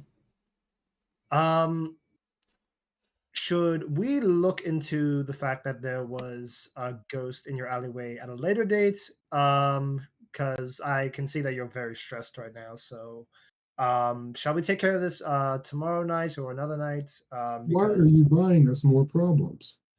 I'm just trying to make sure that the Baroness herself has less problems to deal with and less headaches to worry about, because we are both beneficiaries in this. relationship. I mean, sometimes a ghost just shows up. Does I it guess. though? I don't Yeah, know. she says the exact same thing. Yeah, does it? You know, she looks at you with the same, like, do any of you know about ghosts? Do any of you have a PhD in ghost busting? I saw the symbol. I may That now didn't do have anything. someone who knows a bit about. Gosh, this is. So remember that person I have locked up in my truck? Okay. They were the ones Yes. who they helped us in exorcising this ghost. So if I can, before I deal with them, I will personally question them on anything they know about ghosts to help us expedite the questions we have about the situation. Because personally, as a man of science, this fascinates me to no end. So I would very much love to study this. Don't like the fact that you're smiling at me right now. It's making me uneasy. Stop it. I apologize. Did you say symbol? And she points at Bart. Yeah. There was this funky symbol that Snowcone pointed out to me, and I thought, ooh, would that hurt the ghost? It did not hurt the ghost, but... Where is the symbol? Can I point it out on camera? Yeah, probably. So, but Sure. okay, cool. Around Roughly here, on you this know what I wall mean? area It's here, on yeah. the same kind of thing, but you got a bit of a side angle with the camera. So you could be like, it's around here, you know what I mean? Yes. I would try. I will have Henry take some pictures. Ask your questions. She looks back at Snowcone. Ask your questions to this person. Promise me you deal with this issue before it becomes an issue. That's all I ask. I'm trusting you. You are supposed to be landlords now, capable of handling this for me. I am going to give you the benefit of the doubt tonight that you can handle that. I'll have Henry get a picture of this symbol. I appreciate knowing that. I don't know. I didn't know ghosts existed till 20 minutes ago. But I have some connections. Maybe someone might know. I will ask around. I will get back to you. Unless you're an expert on ghosts, you're probably not my best help here. So I will go to those that I can take that off your plates for now. Maybe it requires more footwork later. I will let you know. But for the time being, I just want to make sure that the 2 dead fucking cops in the basement are gone. And that whoever the person is you have locked in your truck, whatever she saw stays locked in her head. So make it disappear, make it forget, make it dead for all I care. Just make sure it doesn't turn up here, and I will handle the rest for the time being. Are we okay? Yeah, I feel like we did pretty good for a first day. Oh God. This coterie is going to kill me. Okay. It's good to know. Good to know. This is a great first meeting. I really appreciate you guys. You know what I mean? You see a little bit of of course sarcasm and frustration, but for the most part, she takes a sigh of relief that seems that this should hopefully be handled.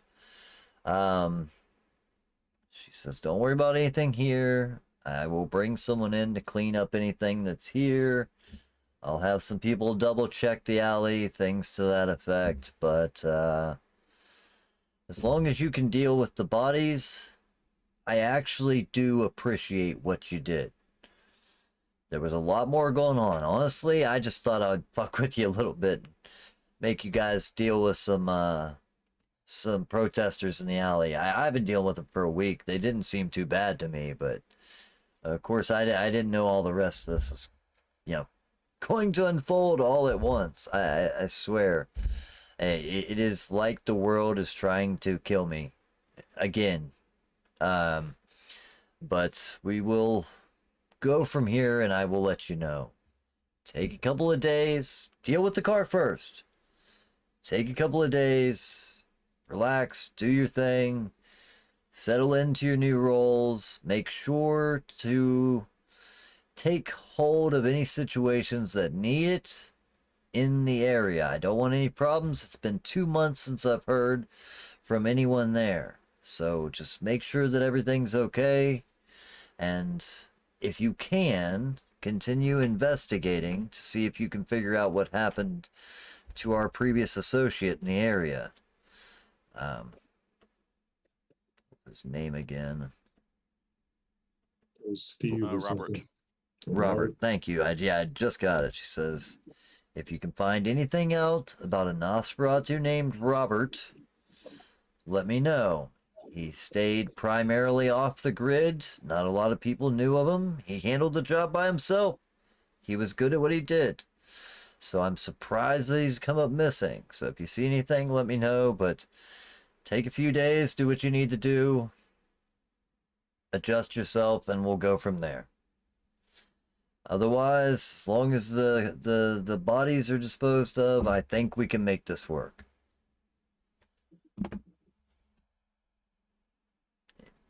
Okay. She stops and just Sure. looks like, we good? So we gotta bring the bodies back upstairs. I would prefer it if you took the dead people out of my establishment, yes. Fine. Well, let's go put some bodies in a trunk. Take it Or do we want out to drive of there the with area cop before bodies you in the cop crash it. car? Oh, sorry. What's that? She does say take the car out of my territory before you crash it, or at least to the edges, something.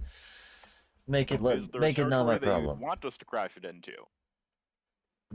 Oh wow. As fun as that idea sounds, just make sure it's not my problem right now. There will be many other opportunities to crash cars into other people's baronies as we continue. She All kind right, of smiles. leaving? She smiles a little bit at that one, actually. But yeah, she's for the most part just, please, if you can allow me, I would like to get something to eat. And, you see her actually step up, kind of walk to the door to, walk you out of at least the office. And as she opens the door, Henry is her already standing there, speaking with a rather good-looking individual. You know what I mean? Male, 30s, probably like investment banker type. It's like, yeah, I definitely could, help you sell this place. This would make a decent chunk of money. You know what I mean? It's like, yeah. I'm sure the boss would like to talk with you. Then, look, she's free now. Hey guys, you have a great night. Good to meet you. As he starts escorting you out and that guy into the office. All right. So we're on the way out? Yep. Yep. Yep. She Right. pretty much gives you access to make your exit as this accountant or maybe real estate person, whatever it is. He looks a little sauced, you know what I mean? He's definitely had a few drinks, is escorted in. And the last thing that you would hear is she says, "Oh, yes. Exactly the guy I've been looking to see. I've been meaning to speak with you. Come in."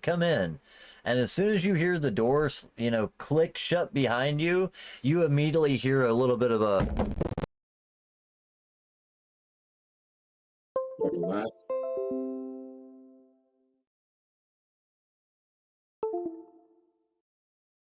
Did your mic off? that one. Can you hear me? There we go. Yep. Now. Yeah. You hear a couple of thuds from behind the door and can presume this man is now being devoured. You know what I mean? Yeah, but she does leave you to resolve the bodies, but otherwise, I'd say all in all, pretty decent. She accepted what you did and even offered you a bit of a favor, an unofficial favor, maybe. Nobody seemed to clarify, but she did offer, that she owes you one. Yeah, that was weird Does too. anyone have a dot in politics in our? Just wondering. Right. Just for the sake of knowing what a boon is. Like a cool concept, but What's his name with that? Snowcone. I think, Does it? yeah, Surprisingly, I don't. I don't have a dot in politics. Well, you don't need I, to put on politics. You're 100 years old. You know about the culture now. I guess my biggest question is with you being a salubri. So, like, the age makes sense. I agree with that. You being a salubri typically tend to be a little bit more on the independent side. How much interaction have you had with other kindred or territories, things like that? I Were would you say it's about like 50-50, like, talking with some humans here, talking with some humans there, because as I described their like history of becoming a vampire, they had a lot of tutelage in like their first 50 years with their sire to learn okay? the ins and outs of the Slubry way and also how to be a vampire properly. Gotcha. Yeah, in 50-50 in is a that lot. case, you He'd would be definitely well know. versed. Oh, sorry. Yeah, you would definitely know 50-50 is a lot. the He'd be well versed. Yeah, because you'd know at very least the basics and the customs of prestation. You know what I mean, as far as that goes. So you know how boons work for the most part. I just thought I'd double check because sometimes salubries or like Ravnos may spend all their time out of trying to remain independent or away from other kindred. But if you've had 50-50 experience, especially if you had a sire that taught you anything, prestation and hunger would have been the first two discussions. So, you know what I mean? yeah. would I have That's a gotten that? thing. Because I did have distinct tutelage at least, but it was still a week-long crash course at best. Week-long crash course? Yeah. Nosferatu? Probably. Like, he's a Silicon Valley dude who, like, Yours, holds some sway, I would imagine, but I think your tutelage in that same situation would have been a little bit different. Whereas he was taught about, the art of trading boons as a form of currency, you were just simply taught about trading information as a form of yeah. currency, and boons just happened to get mentioned amongst that. You know what I mean? It's like, well, somebody's got to pay for this information. One of the way, we take cash, credit, or boon. You know what I mean? So it was probably mentioned in that way. I need to get better about my information holding. I was a little bit too free there with the Baron, I feel. I think there was a lot of freedom there with the Baron. I love that part though. New kindred, simple mistakes. I was kind of wondering how much of it was intentional. You know what I mean? Intentional versus accidental. But yeah, new kindred, tend to be a little free with the info, right? Maybe don't know what to hold back. Yeah. But yeah, you guys are left to deal with some bodies. It is 10:30 now. I think this would be a great time for us to take our 15 minutes. That gives me a minute to check my mic. If I hit the table and my mic went out, I know exactly what I got, a loose cord. I just need to figure out which one it is. So I should be able to fix that real easy. But that gives us 15 minutes for me to figure that out. You guys to grab a quick restroom break. Everybody else to take an opportunity to consider adding some rumors to our game. Rumors are the whole system that drives this game for us. The more rumors that are in the world, the more exciting this campaign is going to become. My hope is that we get flooded with so many rumors that these guys don't know which way to turn. So that's entirely up to you guys. But also, if you have anything fun or creative that you think would be a good addition to our game, this is your chance to add that into our world. Help us build a better world and a more interesting story. So I hope you guys take a minute to consider that while we are on break. Let's see. Does anybody else have anything else that we need to do real quick before wrapping up? Are we good to go to break? You guys good? No other, nothing else other than you're going to go deal with bodies. Okay, great. All right. So we'll, as our kindred begin cleaning up the bodies in the basement, loading them into the trunk of this cop car, and plan to have a insurance claim with it. we'll take a 15-minute break. Everybody hang tight. You know, like I said, go grab a restroom break, grab something to drink, and we'll come back here and finish our story. I'll see you guys here in a couple of minutes. Hang tight.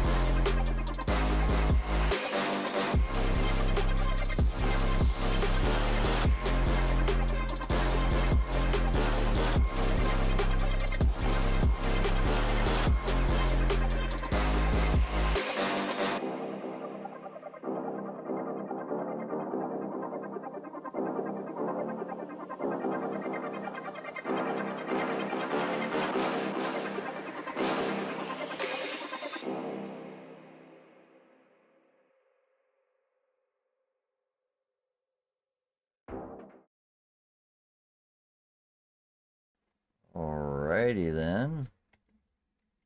Welcome. Oh, let me move that over. There we go. Welcome back, everybody.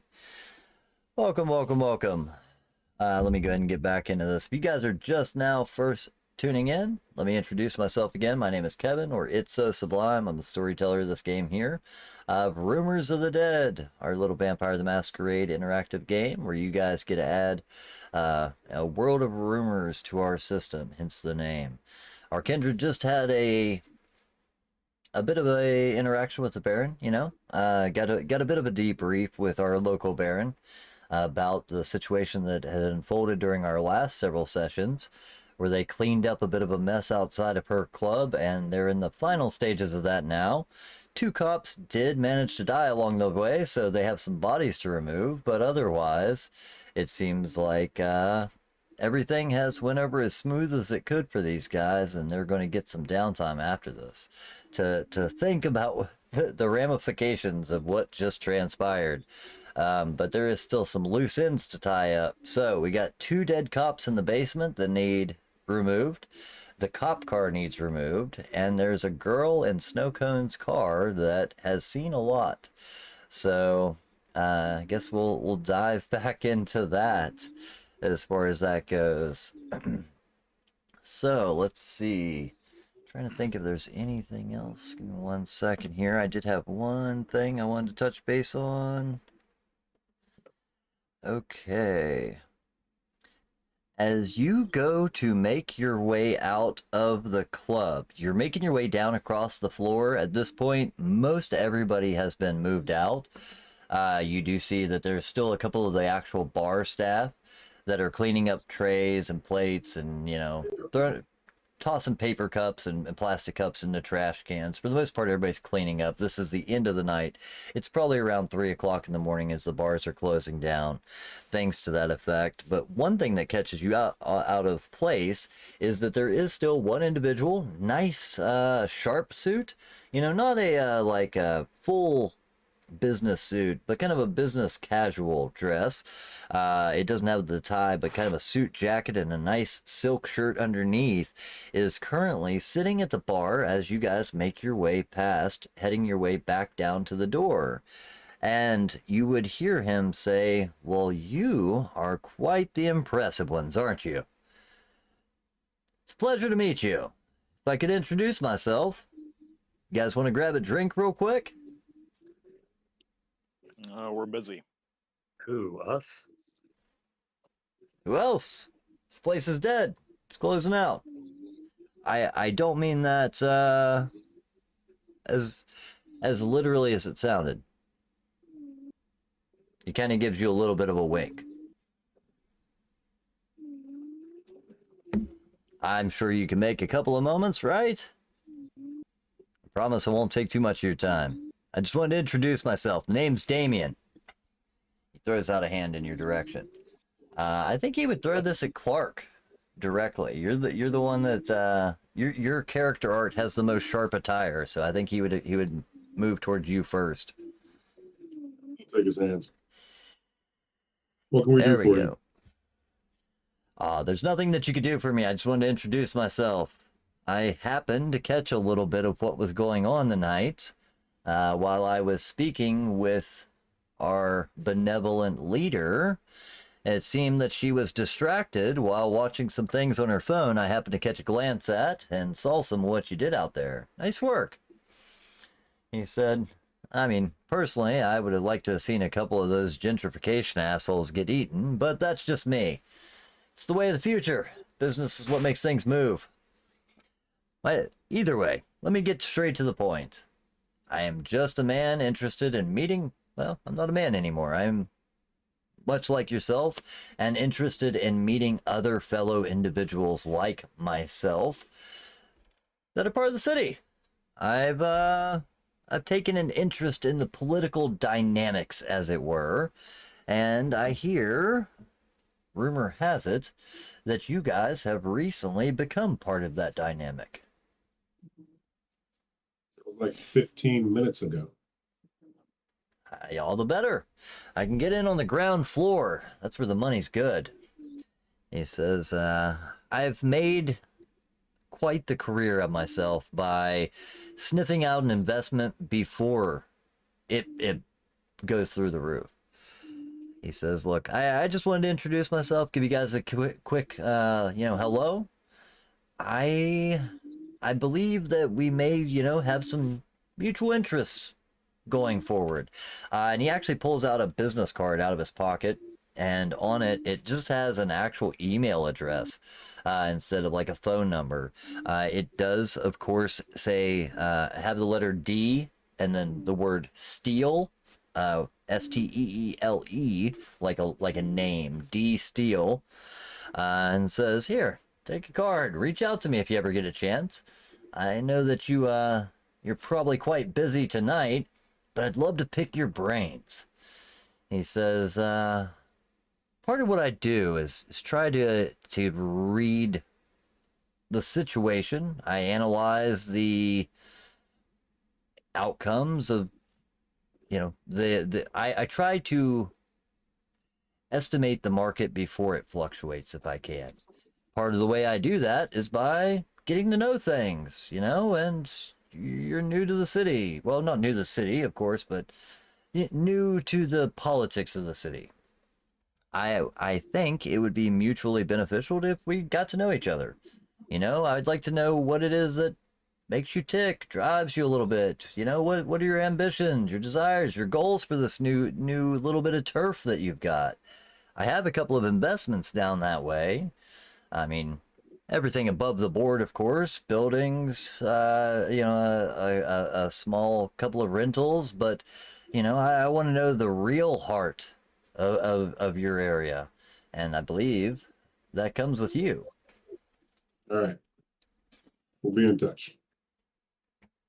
He says, Give the card to Newmer and we start to walk away. gotcha.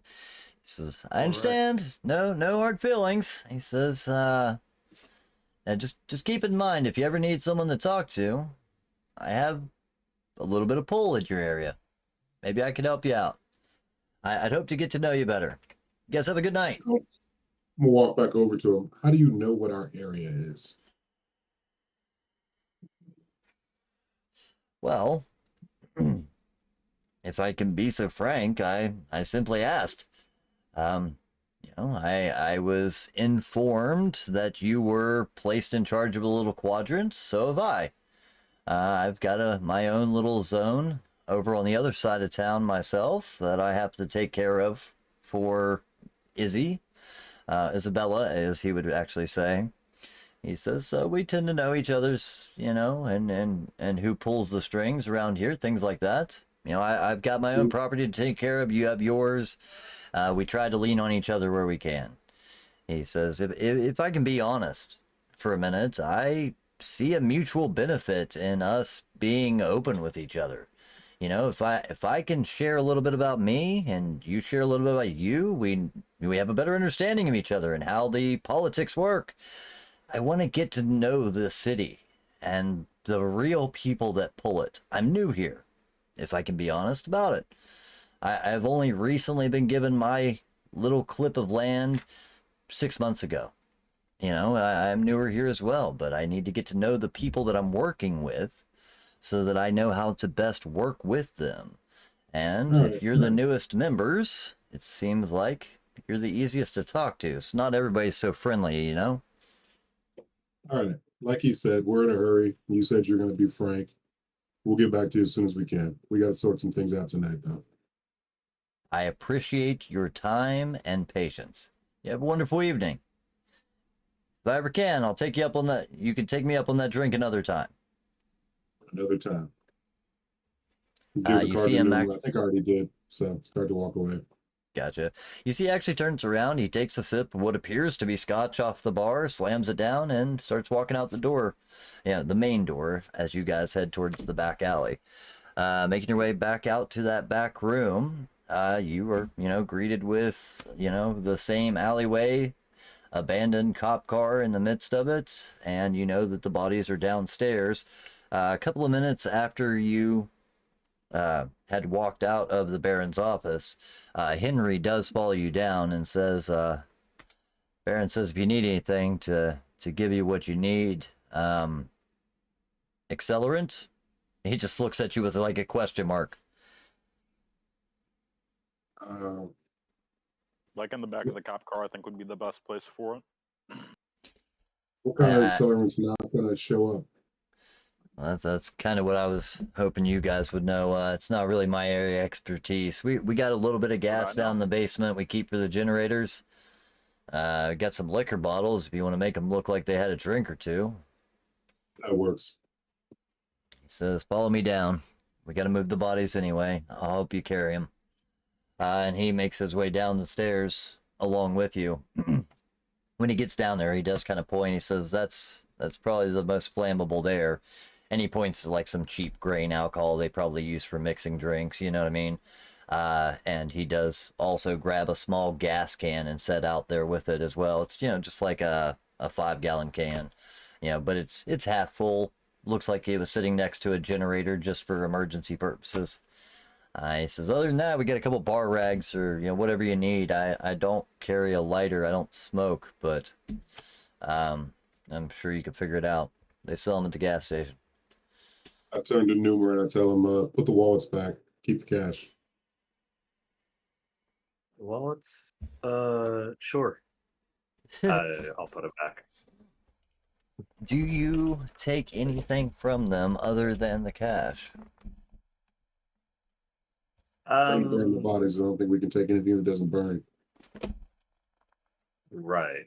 So I would take the cash out. I'd leave the wallets behind.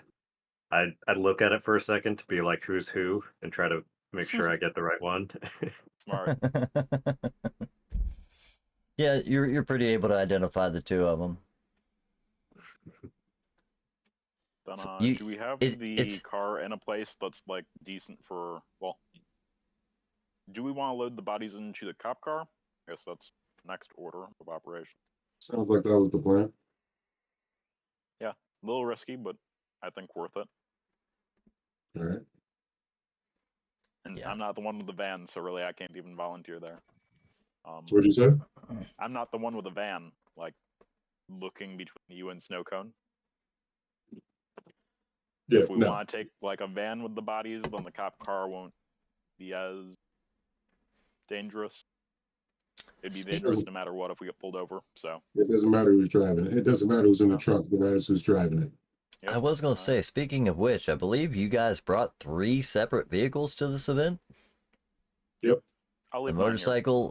motorcycle, a van, and a ice cream truck. Converted ice cream truck.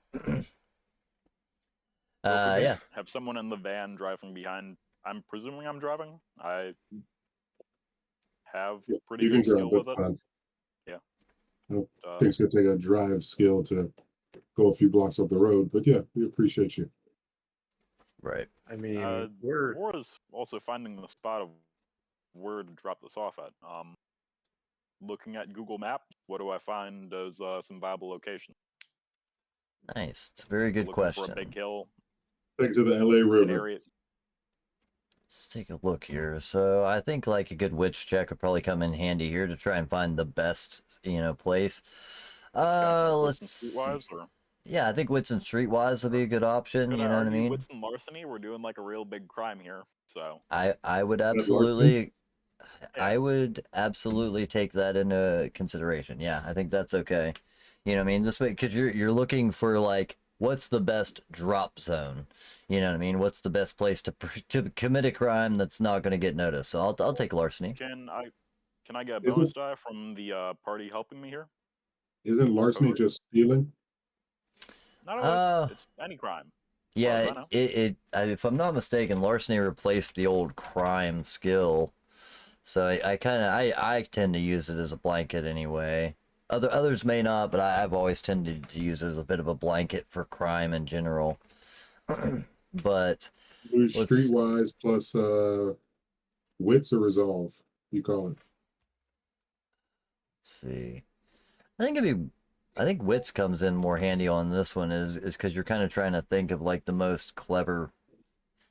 I almost want to say intelligence because, again, I kind of look at like wits as like general perception or common sense, where investigation is more dedicated research. But I'll take Difficulty? both in this situation. Difficulty to Um, find a dump site? there we go. Let's see. 3. With the 3, you find a couple of places. Oh, sorry. Good, double check whatever he rolled here. There. Nice, 4 there. So yeah, both of you find a couple of places that seem feasible.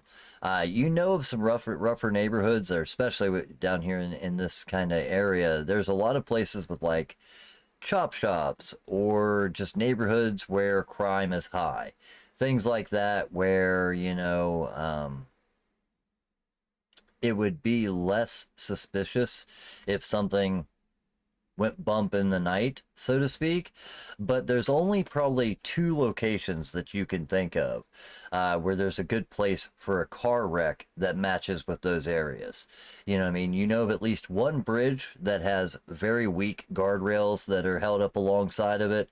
They're actually kind of like the old wooden posts with just some metal strips attached to them across a very small bridge, and you feel like if it went off the edge of that, it would be enough to do the damage to at least make it look like the car could have caught fire after that. The second area would be an area up closer to the hills where there is a little bit of a mountainous or more hills to go over, where it would plummet down a cliff. The downside with that area is there's a little bit more traffic that direction, but that's kind of your 2 choices: is a low traffic area with a lesser crash, spot, or a place where it's going to go over a very large cliff, but you might have to travel a little bit longer and deal with a little more traffic along the way. So it's Or you mentioned chop shops. Is that still a viable option if we want to do something a bit less? I know it's less fun here, but is there a place that would take a cop car? Well, then Finding a it's place. bodies. Shit, never mind. Fuck that. I will say, finding a place to take a cop car would be hard enough. Finding one that would take a cop car with 2 bodies in the back, you probably don't know one right off the bat. I'm not that into the know yet. So I think the first option is my vote. What are y'all thinking? Yeah. I'm kind of thinking if a Lasombra's in the cop car, the GPS might not be able to track us. If it does have one of those. Be nice. You can ride with him and see if you can glitch it out. Yeah, I'll go for a ride with Bart. I'll let him drive. Cool. Yeah, I think I should stick with the ice cream truck though, because I did promise that I would only be like 5 minutes of Terra, and I think if like I'm gone for any longer, they'll start stressing out and maybe even try to take the truck for a spin, and I don't want anybody like taking a very suspicious ice cream truck for a spin in the middle of the night after all the shit deal we there. just did. We'll deal with the car and the bodies. So you're gonna probably stay split here? up from there. Yeah, I'll go drop Terra off at their place to just make sure that that's taken care of. So you call everyone they. Yeah. Okay. That was the whole story. Wasn't a riddle. Interesting perception. It You sounds didn't like a know? plan has been formulated. Let's see. I'm gonna take a look at what you got on your sheet there, Numar, because I do like the idea of using your La Sombra Bane here as kind of a positive in this case. So let's see. You do have Oblivion. You have both Shadow Cloak and Shadow Sight, or Oblivion Sight. So you have 2 dots in the ability of Oblivion. How about you go ahead and give me...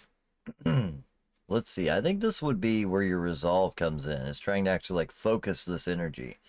Resolve and technology, which is a really good role for you. to see if you can kind of intentionally glitch this thing out. I think you only have to have a difficulty of 2 here. Let's see if you can kind of break the system, so to speak, to help disguise any GPS or maybe anything like that with the car. Okay, you said 2 difficulty. Yep, with 6 dice, this should be pretty easy. Look at that. 2 it is. Nice. It almost Pretty takes easy you a to second. split At first, you're like, well, which one's the scanner? You know what I mean? But it takes you a minute to familiarize yourself, but you eventually do, and you get a hang of this. You being a technology guy anyway, you like to tinker with electronics and bits and parts and things like that. These are definitely a little bit more sophisticated than some of the more mechanical stuff that you deal with, but you're definitely able to figure it out after a couple of moments and find, not only the police scanner, but kind of I assume cop cars kind of have a black box, like an airplane almost, maybe? Recording devices, yeah. things like that. Yeah, tracking device and things like that.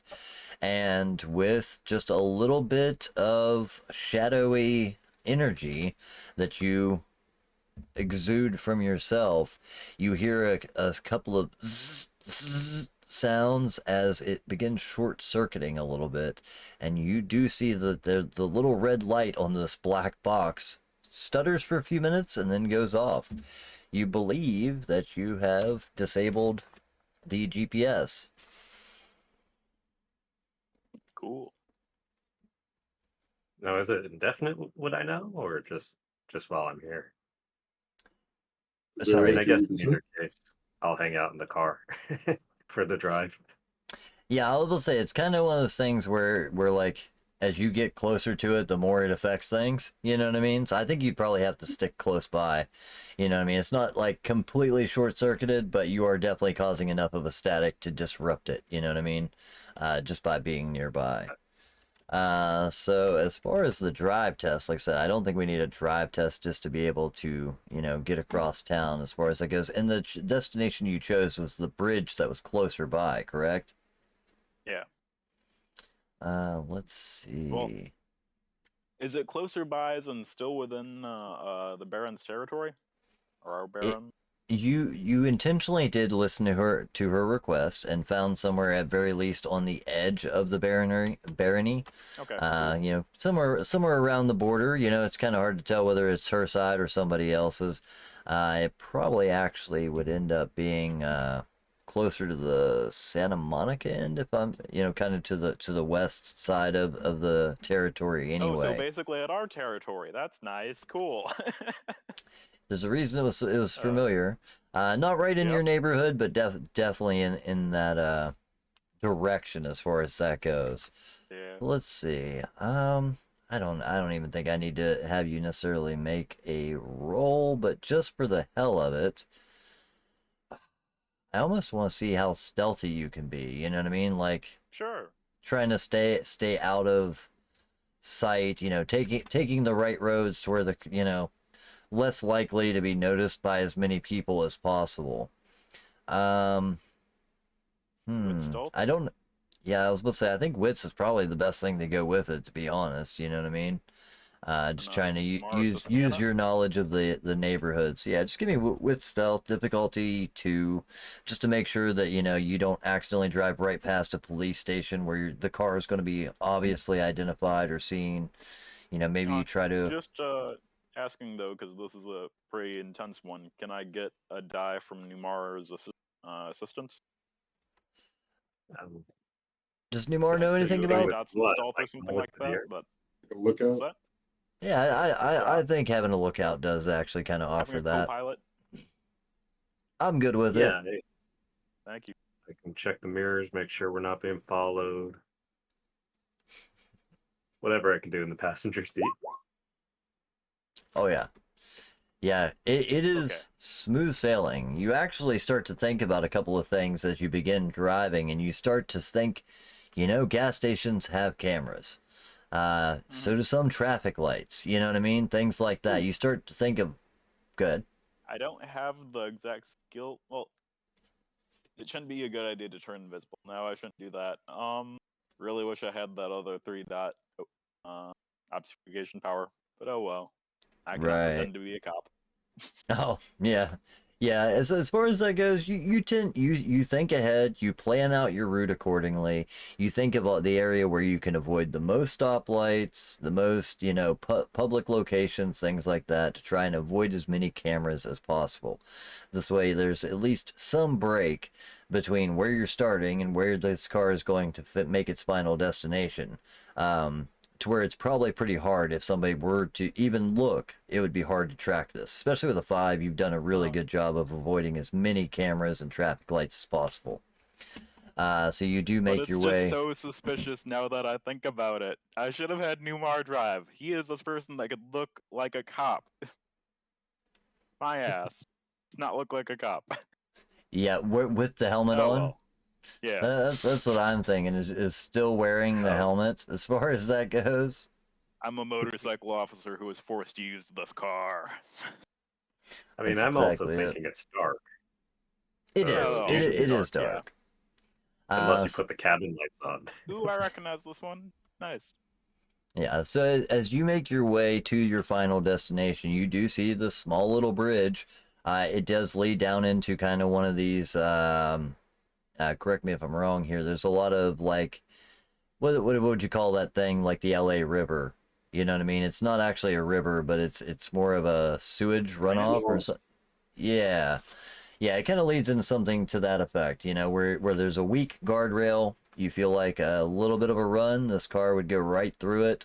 How is it that you plan on actually running this thing off the road as far as that goes? Maybe You guys put it, gonna like, just... can drive and then push it forward? That was my question. I didn't know if you guys were going to try and, like, bail out the doors or if you were going to stop and set it up, things like that. We need to get the police officers in the driver's seat, so. Very good thinking. Right. It does make more sense than in the trunk. So we get that set up. By the time we get it set up, should have our third man here, and then we, as a group, do the old big push. You guys are easily able to get these guys thrown up in the seat. You put one of their foot to where it's propped against the gas pedal. You tip it in the drive. Does anyone light anything, or do you just kind of let it handle itself, or? Maybe we light it at the bottom. Oh yeah, we didn't get a lighter, did we? Did Jamal stop at a gas station to get a lighter for us? You can always start a spark with Thank you. The wires underneath the dashboard. Definitely could that as well, but if Jamal didn't mind stopping and grabbing a lighter, that seems easy enough. You throw a little bit of gasoline towards the back seat. This way, it looks like maybe it was just leaking as the car wrecked, things like that. Go ahead and light it, and as you drive the car off, you do hear that loud crunch of it hitting the bottom as it plummets down into this little trench. And within moments, the back seat that you had started on fire does continue to engulf the car until eventually you see it starting to hit gas tank and other things as well. Do you stick around to watch the blaze or leave it in your rear view? No. Gotcha. Well, do we want to make sure it's at least once it's good and going, leave, right? Of course. You make sure that the car is fully going to burn before you pull off, and as you jump into the van and start making your way back towards your domain, you actually hear the from behind you as you see the gas tank finally erupt, pretty much guaranteeing that whatever was left in that car is going to be very hard to identify at this point. Yeah, any holes that were in those cops now make sense. Any bite marks are going to be burnt away and erased. As far as that goes, you've done a really decent job of making sure to remove a couple of bodies.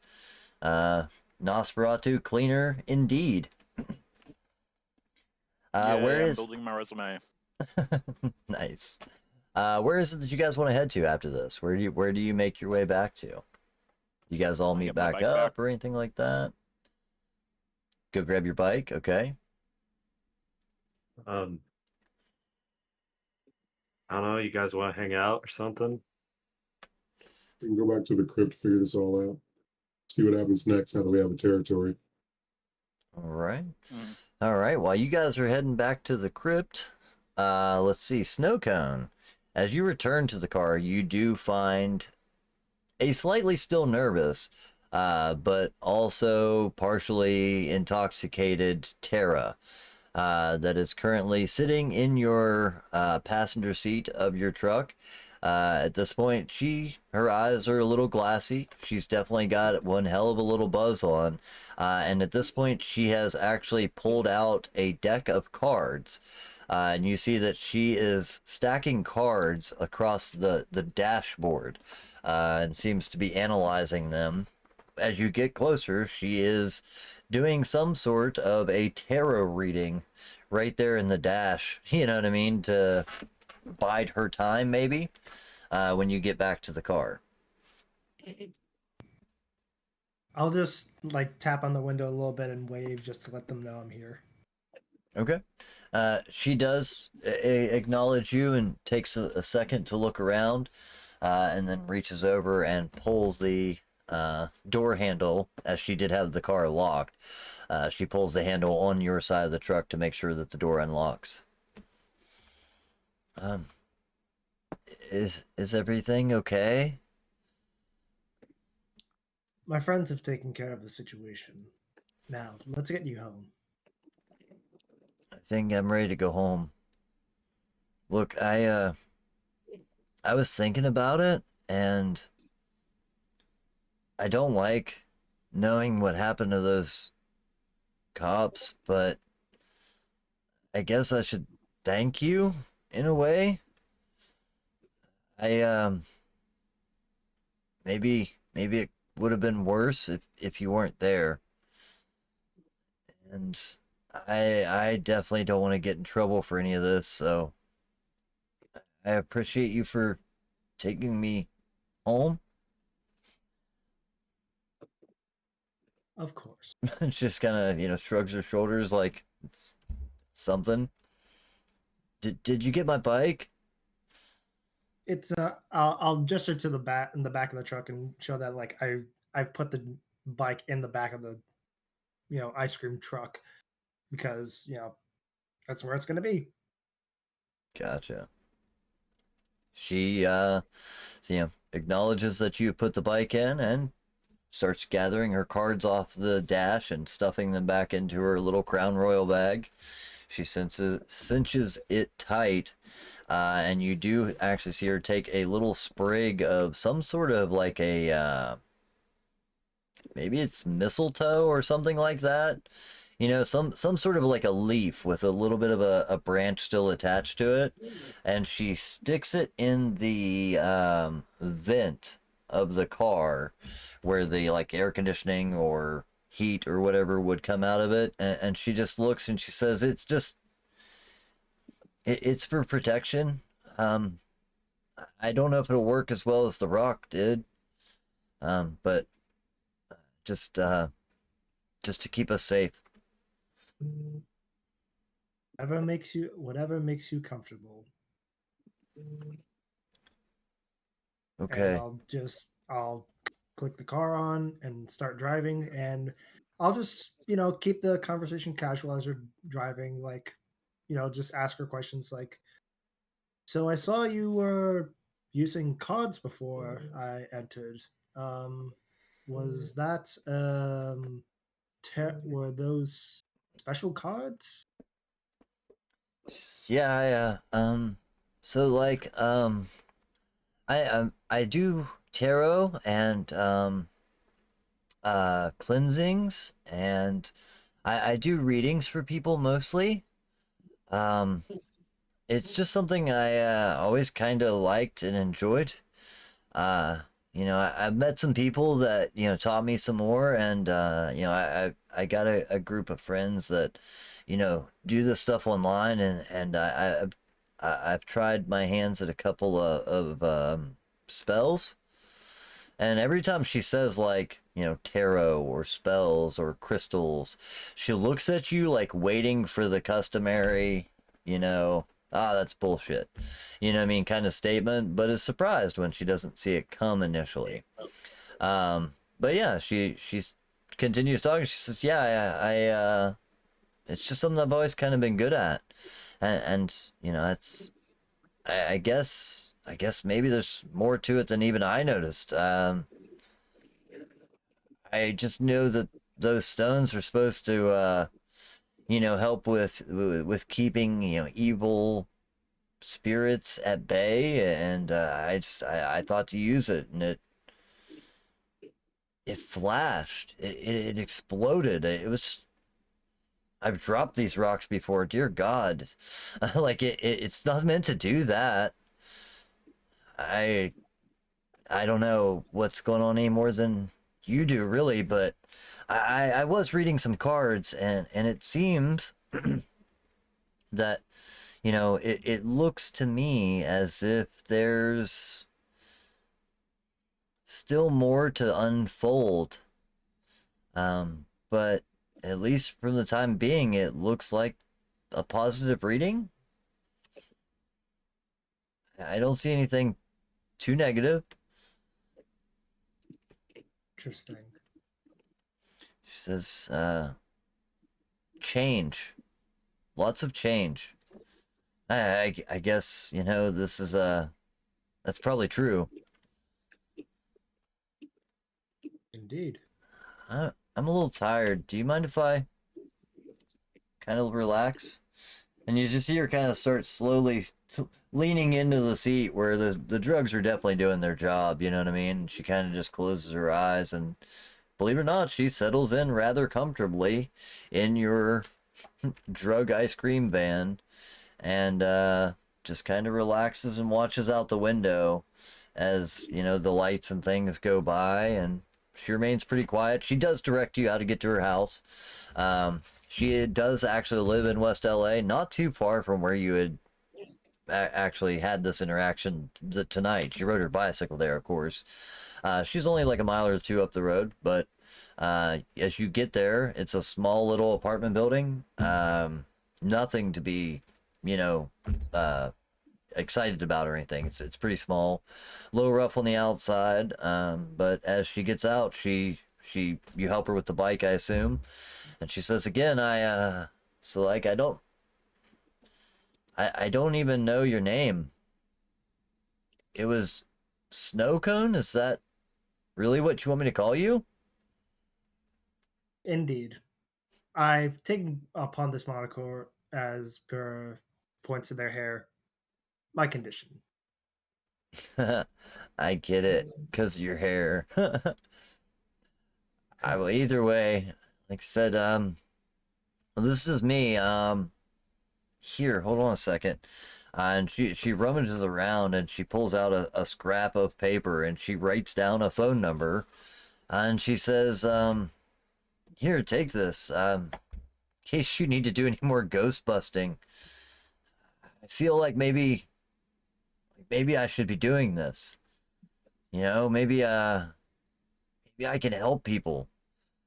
Maybe there's more to it than this. Like, I go to these protests and rallies, but I never felt as much alive as fighting a real ghost. It's crazy. I just know nobody's gonna believe me, and you're the only one. Either way, just if you ever need me, or if you ever come across any of this stuff again, I got books. I know how to find the right websites on the dark web. I've got lots of components, and crystals. Yeah. I mean, she starts to get a little excited as she starts talking about practicing this craft or whatever, but she essentially opens up an invitation for you to contact her if need be in the future. I smile and nod my head and wait for her to finish, and then get to the point of the night. I thank you for sharing your interest in your hobby. I do have a lot of interest in your realm of work. I would actually not mind studying it myself. However, we come to the point of the night where we need to come to compensation for this trip. Yeah, gotcha. She looks a little apprehensive at first. Um, it didn't really dawn on her initially, that maybe you'd want something out of it, and you definitely see an immediate hesitation. Um, I don't have a lot of money. No payment of cash or credit is required. All I require is something else. Look, I don't fuck on the first date. This isn't even a date. I roll my eyes. No, no, Miss Tara, I am not that type of person. As a matter of fact, since you've already seen one strange oddity tonight, I might as well reveal the second one. And I will ask you again, Uh, along with everything you have seen tonight, that you keep this even closer as a secret.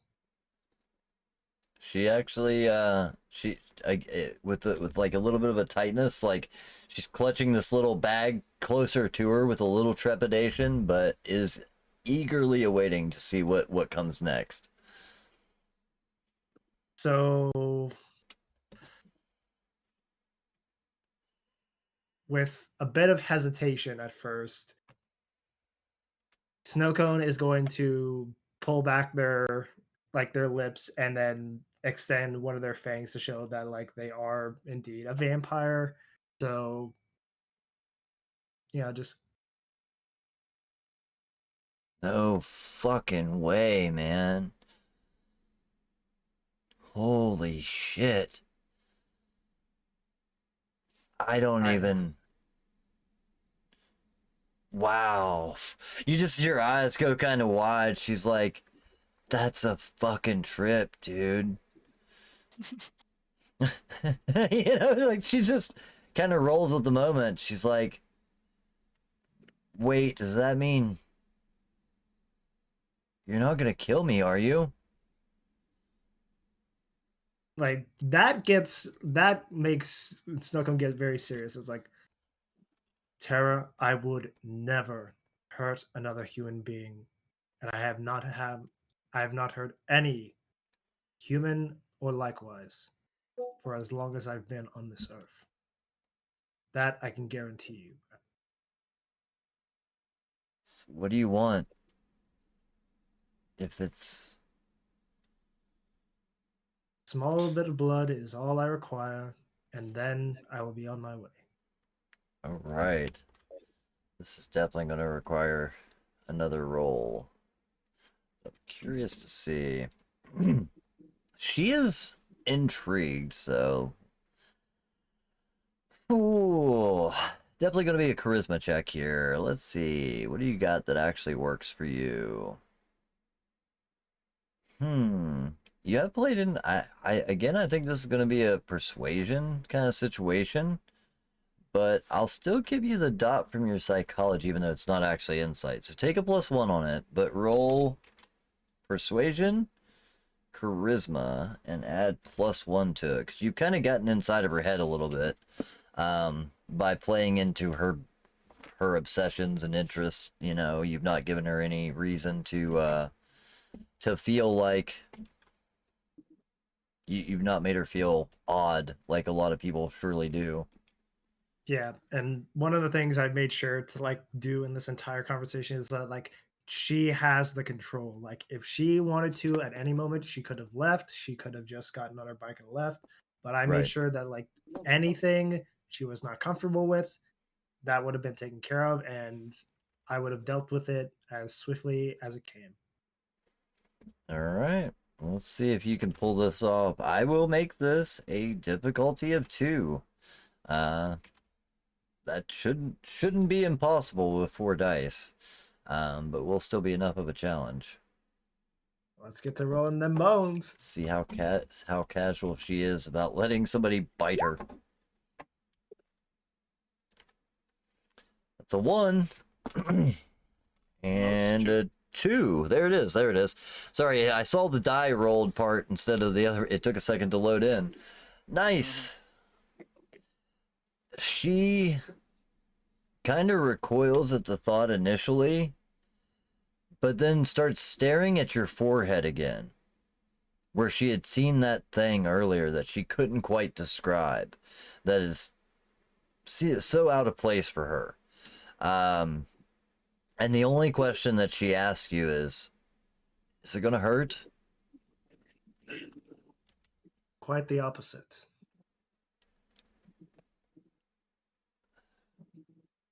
Okay. And she starts slowly just putting out an arm. And the Snowcone will take it very, gingerly, very carefully, and say once again, I thank you for this. This is a great service you are providing. And then just, start drinking. Winces and closes her eyes, and as soon as the teeth sink in, you see her kind of let out a little bit of a, in fear. But as the teeth sink in, so does the aphrodisiac that comes with it. You see that euphoric sense that you've seen a billion times before start to settle in, and she kind of relaxes, and you see her almost roll her head back a little bit as if she was falling back into a pillow. You know what I mean? And enjoying the moment a little bit. You know what I mean? She's already intoxicated enough as it is, and this is just that little other intoxicant that drives it that little bit further, and this is probably one of the best highs she's had in quite some time. A second or two goes by. How many dots of blood do you take? I'd You're at hunger preferably like to 3? take I would preferably like to take 2 dots because I am at hunger 3. You can take 2 dots. It'll leave her woozy, especially with the amount of drugs that she's taken. It'll leave her a little wobbly, but she can withstand 2 dots worth. You take enough to get yourself down to 1 hunger again, so you can remove 2 dots of your hunger. And as you kind of pull back, she almost kind of as she was leaning back, she kind of almost falls back into it. And catches herself, and as she does, she puts a hand on you to brace yourself. I didn't expect it would be like that. Oh, I'm a little dizzy. It was like when I donated blood that one time. I just need to go lay down. I don't know what any of this is, or if any of this is real. And if I wake up tomorrow and all of this has been a trip, I hope that you know how to contact me. I gotta go. And she kind of turns and just starts hurriedly trying to get back to her door at this point. She's almost embarrassed is kind of the vibe that you get, that she isn't more upset. You know what I mean? And makes her way towards the door, and kind of, as she's adjusting with her key, she takes a look back to make sure that you're still where she had left you. And makes her... Good. Oh, sorry. Sorry, go ahead. Oh, you're fine. That works out perfectly. As she makes her way in the door, she turns around and does take one last look at you. Just enough time to see you give her a casual wave. I say, sleep well. She nods her head and closes the door behind her. And you I think everybody's now back down to 1 hunger. Everybody got a little snack in the night. Nice. I will say, though, however, just for the sake of your character at this point, you do bring your hunger back down to 1, but both your dexterity and your intelligence are at a -2 2-dot penalty, as this wave of intoxication starts to wash over you as well. So you're a little fucked up. You can definitely start to feel it almost feels like you... it's a slight reminder of what it was like back when you used to be able to have a drink and the alcohol would still have an effect. It's just, look, your movement's a little bit impaired. You have a little bit of a slur if you try to speak, things like that. But you're still yourself. It's nowhere near as much as like, a completely hammered person. But the funny thing is, it may be affecting you more than what it seemed to affect her. Somebody has a slightly different tolerance to these particular medicines, But yeah, it definitely has its effect. But you're still at least capable of driving at this point, even if it is a little delayed. Probably almost hit a squirrel on the way there. It's just like, oh shit. Yeah, it's definitely a couple of those moments where you almost forget to stop at a stop sign. At one point, you're sitting at a stoplight, and then you look up, and the light's green, and you can't remember how long it's been green. You know what I mean? Like, shit, how long have I been sitting here? One of those moments for a second, but you're able to at least continue down the road. Are you also heading back to the crypt as well? Yes. All right. Yeah, it takes you several minutes. I would say that you would probably actually still arrive first. You had a far less trip. These guys had to drive clear to the edge of the domain, then come back a little bit. So you would be the first to arrive at the cemetery. As you pull up, it is quiet, almost eerie out here. You do see that the smokestack over at the crematorium does seem to be rolling, and there is a light on there. Um, but I would say that there's a kind of general parking area, or at least a road that moves through the perimeter of the cemetery where you can park your van that you've used previous to make your way towards that crypt. And another 10 minutes, 15 minutes later, you see the headlights of a van pulling in as well, and a motorcycle shortly thereafter that. So all three cars pull up and park. I don't know. I guess maybe alongside the road and make your way through the cemetery. You guys, you're back at least the cemetery itself. Numar, you want to describe to us what your crypt looks like? We You don't have to if you don't established want to, there. but Yeah, we established there's a couch, and we described it as like the nicest couch you'd find on the side of a road. So, right. uh, fully intact. The cushions are there, but they might have been stained from the rain at least Ooh, once. at least once, Um, yeah. the rest of the crypt, it has like a surge protector with the cord that goes outside it, and there's like a surge protector plugged into that surge protector, so we have a few extra outlets. Right. I guess I would probably be like sleeping on a bedroll, so it'd probably just be tucked in the corner. There might be like a few bags up into one corner. Uh, Jamal probably has his side where he gets to keep things. And I'm not sure what else would be in this room. Probably a few, probably like a pile of stuff that might have been stolen if we did have any inventory on hand. And then like a few miscellaneous gadgets that I might have been tinkering with on the just like on the slab or something. Cool. So it is a mix between a frat boy, or not a frat boy, but kind of like a what do you call it, like a bachelor pad and just a crypt. It has all the features of a crypt with all the accessories of a sweet little bachelor pad set up. Um, I'm just Oh, getting this visual of like a TV with rabbit ears and some duct tape. You know what I mean? Like I was just about to say we should have a TV and yeah, like a GameCube, nice. There's even a like a game random old console. console. I like it.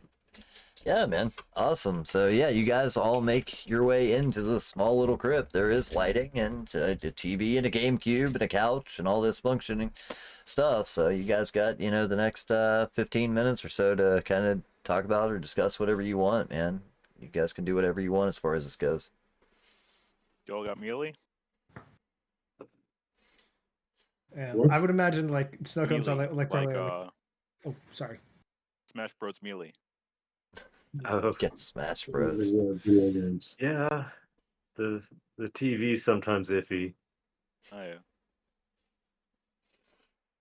It definitely has one line that just never goes away. It's that one bad pixel line that's just constantly fucked. Yeah, a few dead pixels for sure. So what happened with your new witch friend? Uh, Did you kill her? I'm Snowcone is saying because they are very fucking stoned right now. Just looking at the ceiling. And then they're gonna be remember like, oh right, shit. And then they pull out a phone number.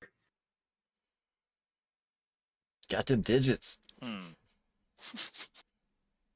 So With you this didn't guy. kill her. No. In fact, they want to help. Oh, what? How could? So she is a witch. Yeah. Hmm. All right. He's of no That's use tonight. cool. I think it would almost be pretty Kind of apparent. weird, dude. That's what I was saying. It's always probably apparent to everybody else that he's a little slower than usual, but he's always kind of methodical, so it's hard to tell. But yeah, I got comping to cut fuck words. I drove her home to her apartment and asked her to pay with blood, and she said yes, but was zooted out of their mind when I drank their blood. Duh. Yeah, we figured that part Yeah. out. You just asked her for blood and she gave it to you? That works? Yeah, I don't think we're supposed to do that though. Like Masquerade, all that. We're supposed to yeah, like kind that's of keep this hush hush. yeah, that shit's a suggestion anyway. I look towards the other two. Like I'm not incredibly informed here, but I've been keeping this pretty strict on the down low. Like the I fuck? mean, Yeah, he'd that's get in not trouble paid pretty off bad dead if he got people. caught. I'm not going to stick up for you if you get caught, my dude. This is on you, and you better not drag us into it. I've been doing this whole vampire shit for like almost a fucking century. If I got caught, I do think I would have gotten caught by now.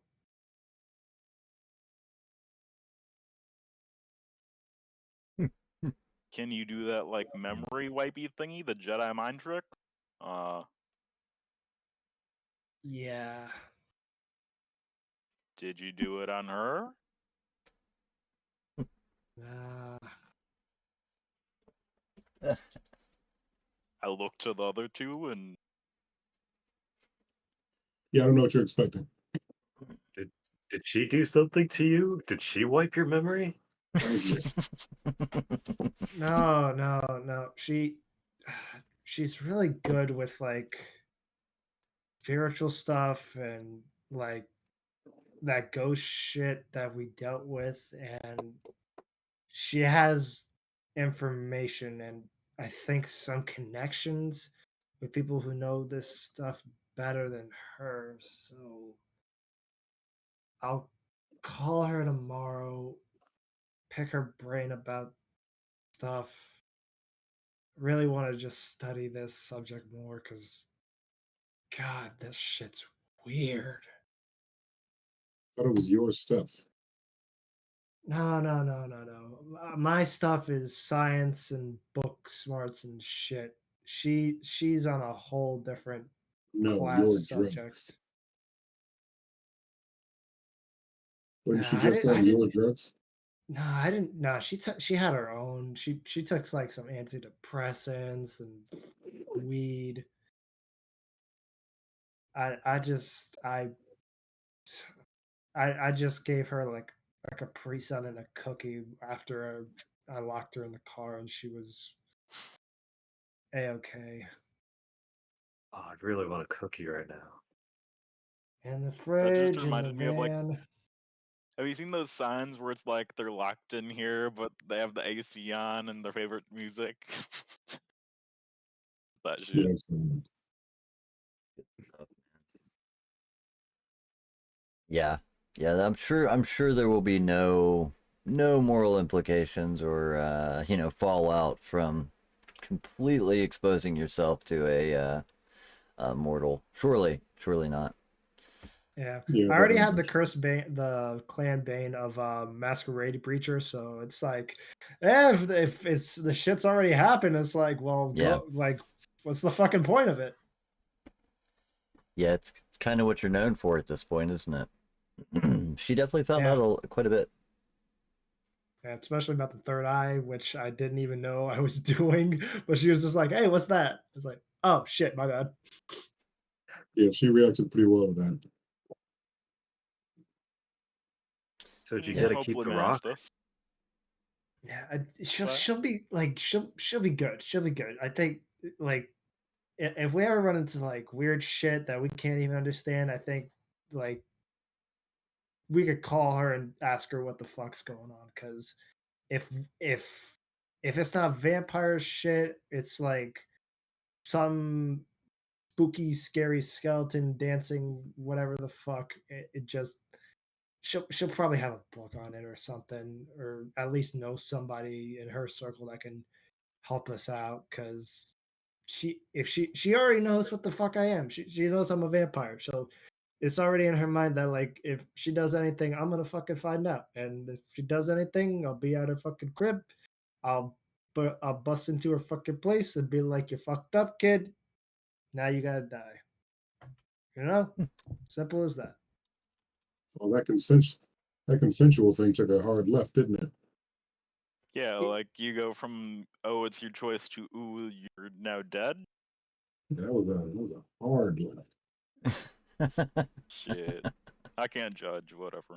Yeah, Yeah, so it's yeah, you get some people, and when you live as long as I am, you learn that some people just can't be like bought, like can't be trusted and shit. But like even more so with like people who just can't shut the fuck up because they just are too talkative or just are in their head too much, and that's when it becomes a problem of just like, I can't, like I could trust you, but you're just not the trustworthy type, and you just want to run your mouth and be who this guy or girl or whatever the fuck it is now. Just it's easier to just like let them believe that they have like full control, and then if they fuck up, then let them be the one to understand that they fucked up and deal with the consequences. It's like punishing a kid, you know? It's like, oh, you broke the vase. Why'd you break it? It's like, I didn't know. I just broke it. It's like, well, now you gotta take a punishment, you know? I didn't want to have to do this to you, but you did it to yourself. Please, let me make a mental reminder never to let Snowcone watch my kids. Yeah, I mean, you broke a vase. Now you gotta die. Yeah, it's fine Um, China. It's like you fucking like you should have known. just since Numar, you did ask about it, Jive, did Snowcone remember to pick up the rock? If you wanted to pick up the rock, you could absolutely have picked up that rock. The one that you had thrown at the guy, if you would have remembered it. I will say it was in several pieces. It broke into like 3 pieces, but there were several pieces of it there you could have grabbed if you wanted to. Yeah, I think I would have like taken a couple of pieces, like put them in a like put it in like a plastic bag just to make sure like it's all Okay. there. It's like, oh Yeah, yeah, yeah. yeah, yeah. I got the crystal here. It's just shake, shake, shake. Cool. Don't know how they worked, but they worked good. Yeah, that's what we gotta find out. That's why I got Tara's phone number because I could ask her about this shit, and maybe we get some good. Like, I know vampires are weak to some bullshit, but we find out what other things are weak to, and then we become like more reliable to the Baron, and then the Baron trusts us more. The Baron gives us more property and more freedom to do shit, and then we live more comfortably. It's great. Yeah. Love the addict. It's all good, man. Does anybody have anything that they think would help them identify a type of stone? Does anybody have any history with like minerals or any I can't think of the skill specifically that would be up for this, but just in case. Science or Yeah, I think academics science would be. would be the only thing I could think of. Maybe even craft actually, because these are kind of like used for decoration anymore. You know what I mean? Like yeah, the whole the Will this be a actual. cult? You know what? I would also accept a cult in that as well. I would accept that because yeah, I mean as much as like nowadays you just pick these things up at thrift shops and little gift shops. I mean, you could pick up a cool stone or rock at lots of little gift shops. They would also, probably be the same things that you would find in like an occult parlor or in several books. So yeah, if anybody wants to take a second or think about the stone itself, does anybody have at least 2 dots in science or occult? I only have one. I do. You have 2 dots One. in which one? Science or occult? I got 3 dots in science. Nice. As far as like the actual spiritual implication, you're not sure, but you can clearly identify this as a piece of amethyst. Well, he hasn't rolled yet. I'm just yeah. If he's got 3 dots, you can identify it's Okay. amethyst. You know what I mean? Like Cool. you have some basic understanding of some of the minerals. Yeah. This just it's a pretty like I'd be able to identify amethyst. You know what I mean? I think, and that's just because of dice. You know what I mean? But yeah, you've got 3 chunks of amethyst, and you can see where it's split apart from each other. It does not seem to be anything special about it, at least that you could tell at a surface glance. But that is the stone that you possess. But yeah, you can do with that as you will. Yeah, you guys have the night, and you guys are probably starting to feel it at this point that the sun isn't rising momentarily, but you're within the hour or so. You know what I mean? By this point it's 4:30ish in the morning. You've had a couple of moments to sit and relax and think about the implications of what you may have had to go through tonight, and it seems as if you've done the job that was set ahead of you, but now you're left with the idea of what to do with this newly given territory to actually call your own. I mean, you guys have spent a long time here, but some of you have spent some longer than others. But now you can actually claim it as your own, and even more, you might even hold some sort of authority here. So there's a lot to think about after the night that you guys had. It took us I 3 gotta think. sessions to get through one night, but yeah. Sorry, what was that? We'll just I'm going to drop a message off at a Dropbox debtor. Absolutely. I want to reach out to try getting a meeting with him, preferably in the next night or even the Yeah. night after, and just it would have like my current phone number and just a passphrase that's needed. Absolutely. Yeah, you make your drop at the usual spot, and you know that typically when you make a drop at this drop spot, you know what I mean, that he'll get back with you typically the very next evening. Sometimes it's taken 2 if they're busy or have something going on, but you can almost assure that if did you set up a meeting or just gave them contact information? Mix of the two, yeah. Okay. Yeah, yeah. If you gave them a location that they could meet you at, we'll discuss that. You know what I mean? If you gave them a location, they will most likely be able to meet you there the next night. Cool. Is there anything else anyone would like to discuss before we bring this game of Vampire to a close? Sort of. Nice. Yeah, good game. I saw a look of like question there, Numerous. Is there something you were thinking about? I'm just thinking, like, I do kind of want, Numar kind of does want that cookie if he has it. Mark Yeah. does kind of want that cookie. Yeah, I'm He like, wants to get the creative cop out of his mouth. oh yeah, like honestly, like since like we're probably like in the same place, like Snowcone's just gonna be like, oh, hold on a second, and then they're gonna flop out of the couch, like almost fall forward and just be like, no, I got it. Walk over to the freaking ice cream truck, like rummage around, and then come back, and then they're gonna have like a Capri Sun and a oatmeal cookie in one hand and be like, here you go. This is only for people who I draw blood from, so don't expect this regularly. Okay? Ooh, oatmeal though. What's wrong with Okay, oatmeal? thanks. Or is it oatmeal raisin? Yeah. Plain oatmeal's a little lame. I love that he asks for a cookie and then complains about the cookie. Yeah. Just like, aw. It's a healthier version of a cookie. Oh, go fucking complain about it, okay? That's good stuff. No, he'll take it. He appreciates it. Do you really? Like, are you also an eat food person? That's what I was gonna say. I know you have I Iron do have Gullet. Iron Gullet. I do have two and eat food. Oh, Okay. you have eat I food don't know too. if that actually does That is anything, but that is what that It does. does a thing.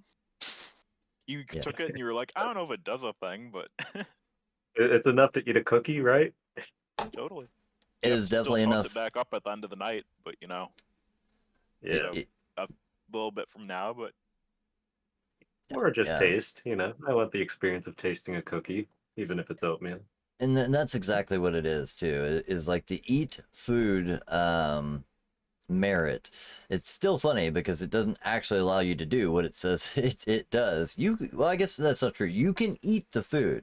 At some point it does still have to come back up. You have no stomach acids to process it. You have no, bodily functions to process it. So at some point you do still have to remove it, but you get to hold it down for a little while. You get to put a little cookie in you, maybe even, almost remember what the sugar was like, you know what I mean? Stuff like that. And it's kind of funny in the way that food is nothing like it used to be.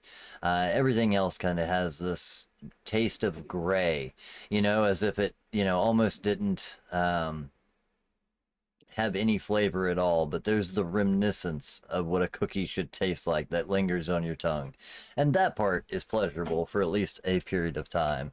But yeah, after that, at some point before you go to sleep, you do have to put it back in the wastebasket and say goodbye to your cookie.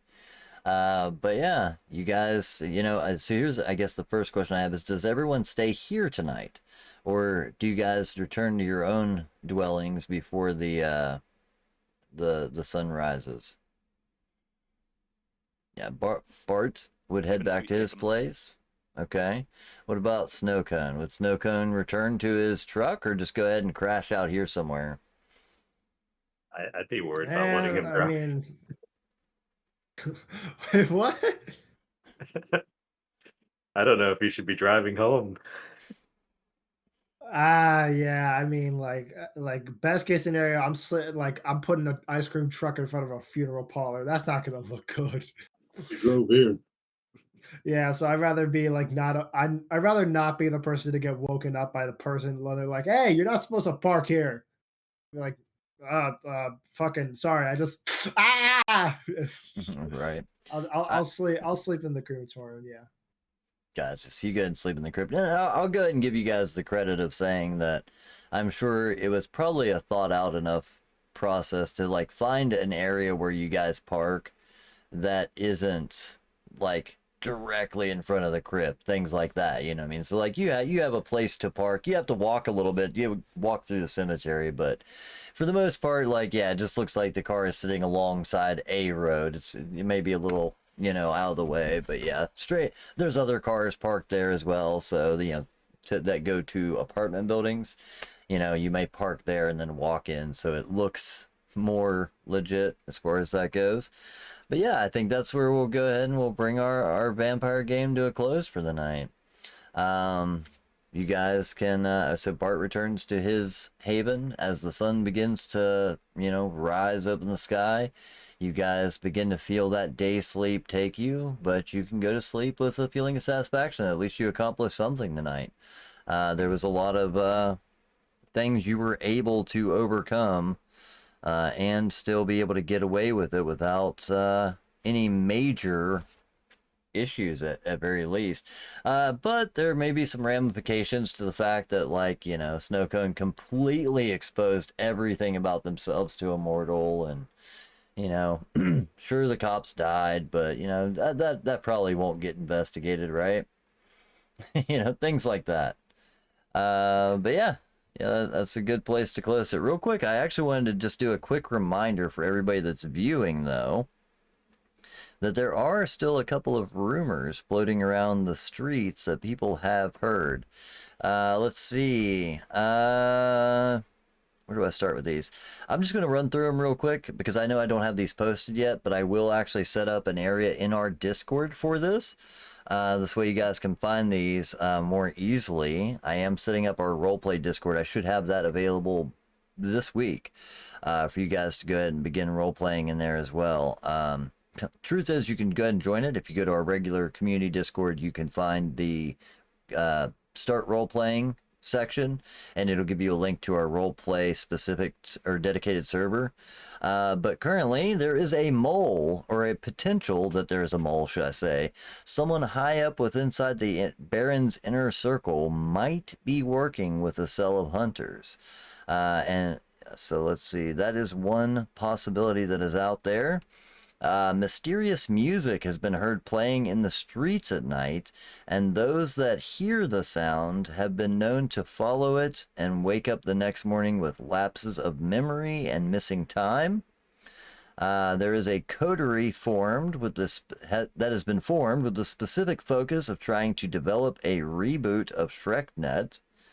Also, a rumor has been circulating around that there's a missing child report was made to the police, and it's been circulating around, or rumor of it has been circulating around, that claims that the child was dressed as a superhero, or wearing a superhero costume. So like, there's already a couple of rumors floating around, but keep in mind that you guys can add rumors to this game anytime you want, and that is what the game kind of is drawn on. So next week, if you want to see more things get added in, or something that you specifically yourself come up with, feel free to add those rumors during our sessions, or also if you ever want to, you can pretty much do it anytime I'm streaming or not streaming, but just send me a message and I'll make sure to make a note of it. I am currently working on setting up a Ko-Fi page, this way we can get that done a little bit more easily. But yeah, just figured I'd go ahead and remind everybody of the rumors that are still circulating. Since we're just getting started with this, I want to go ahead and get that out there. But all right, we are already kind of like 5-10 minutes afterwards. Let's go ahead and say our goodbyes. Let's see, one last time. Clark, you got anything you want to say? Got anything you're doing, or anything you want to talk about, or just kind of peace out? Nothing exciting on my end, but thank you. Cool, man. What about you, Job, man? I know you kind of do a little bit of stuff. Yeah. As I said before at the start of stream, I'm a graphic designer with like 10 years of experience. I have a Fiverr page, and I also have a portfolio if anyone will ever want to take a look at that. But if anybody ever wants to hire me for work, I'll post my Fiverr in the Discord somewhere, and anybody who wants to hire me for work or a small project, let me know. I'm down to collaborate. Gotcha. I actually very specifically have a fan stuff section on the Discord, and one of those tabs is self promotion. That would be a great place to put any like your Fiverr link and stuff like that. This way, anyone that watches the stream has a place to go find it. It's in the main Discord for the actual like stream, but yeah, there's a whole section just for that. But you, Paul, you got anything to say on your way out the door? Nothing special. Have a good one. All right, Numerous, you're the last one up, man. Yeah, I guess I'll say something.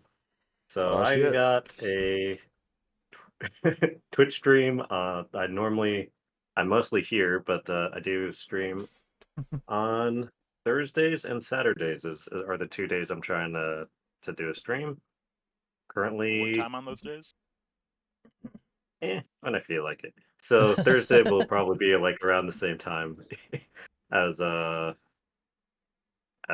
our game started. Okay. So I don't know what time zone that is. I will say for on Yeah. Eastern time zone, it's around 8 p.m. So 8 p.m. Eastern-ish, somewhere in that ballpark. So Thursdays Pacific. and Saturdays. If you follow me there, tomorrow I will probably be playing Shadow Gambit, which is a cool pirate game or ghost pirate game. Let me see if I can get this right. Bam, right there you go, guys. There is a link. Yeah. Give a little shout out to Numerous. I was kind of hoping that maybe you might mention it there. This way, get a chance to let people know that you've actually been doing that. So yeah, if you guys want to, make sure to head over and give him a follow. Check out the channel at some point. He's doing some cool ghost gaming. Or what was the name of it? Ghost Pirate? Pirate Ghost? I saw the game, but I've never played it. Shadow Gambit it's like a ghost pirate. It's kind of new. It looks pretty cool. Yeah. I want to check it out sometime for sure. But yeah, that's cool, man. Getting a couple more of us that are getting into the whole streaming creation things. Got a couple of us doing stuff out there. So yeah, if you guys get a chance, definitely make sure to follow Numerous on Twitch. This way you guys can check out his stuff. But anyway, I will go ahead and bring it to a close there. This way we don't stick around too much later after the stream. I want to say thank you to everybody, though, that came in and viewed. Thank you guys for being a part of the stream. Thank you for everyone that donated. Let's see if I could scroll back up. I did want to give a specific name. Killer Wolf 5572. Thank you very much for the bits. Thank you for the channel points. Thank you guys for the follows. Saw a couple follows come in at one point. And for all you guys that sub and donate, like, you guys are what keeps the channel going. You know, I do this full time for a living. That's why I run these games, and it is literally what keeps the bills paid around here, the lights on. So thank you guys so much for every little bit and cent that comes in. It is a huge help to just keeping this whole thing going. I'm here 6 days a week, so like this is everything for it. Yeah. You know, so it goes such a long way. We really appreciate that stuff. But all right, guys, you have a wonderful night, and we will catch you next Thursday. Also, make sure to check out our D&D game on Friday, 8 p.m. Eastern Standard Time. We'll see you guys there. Peace. Sleep well.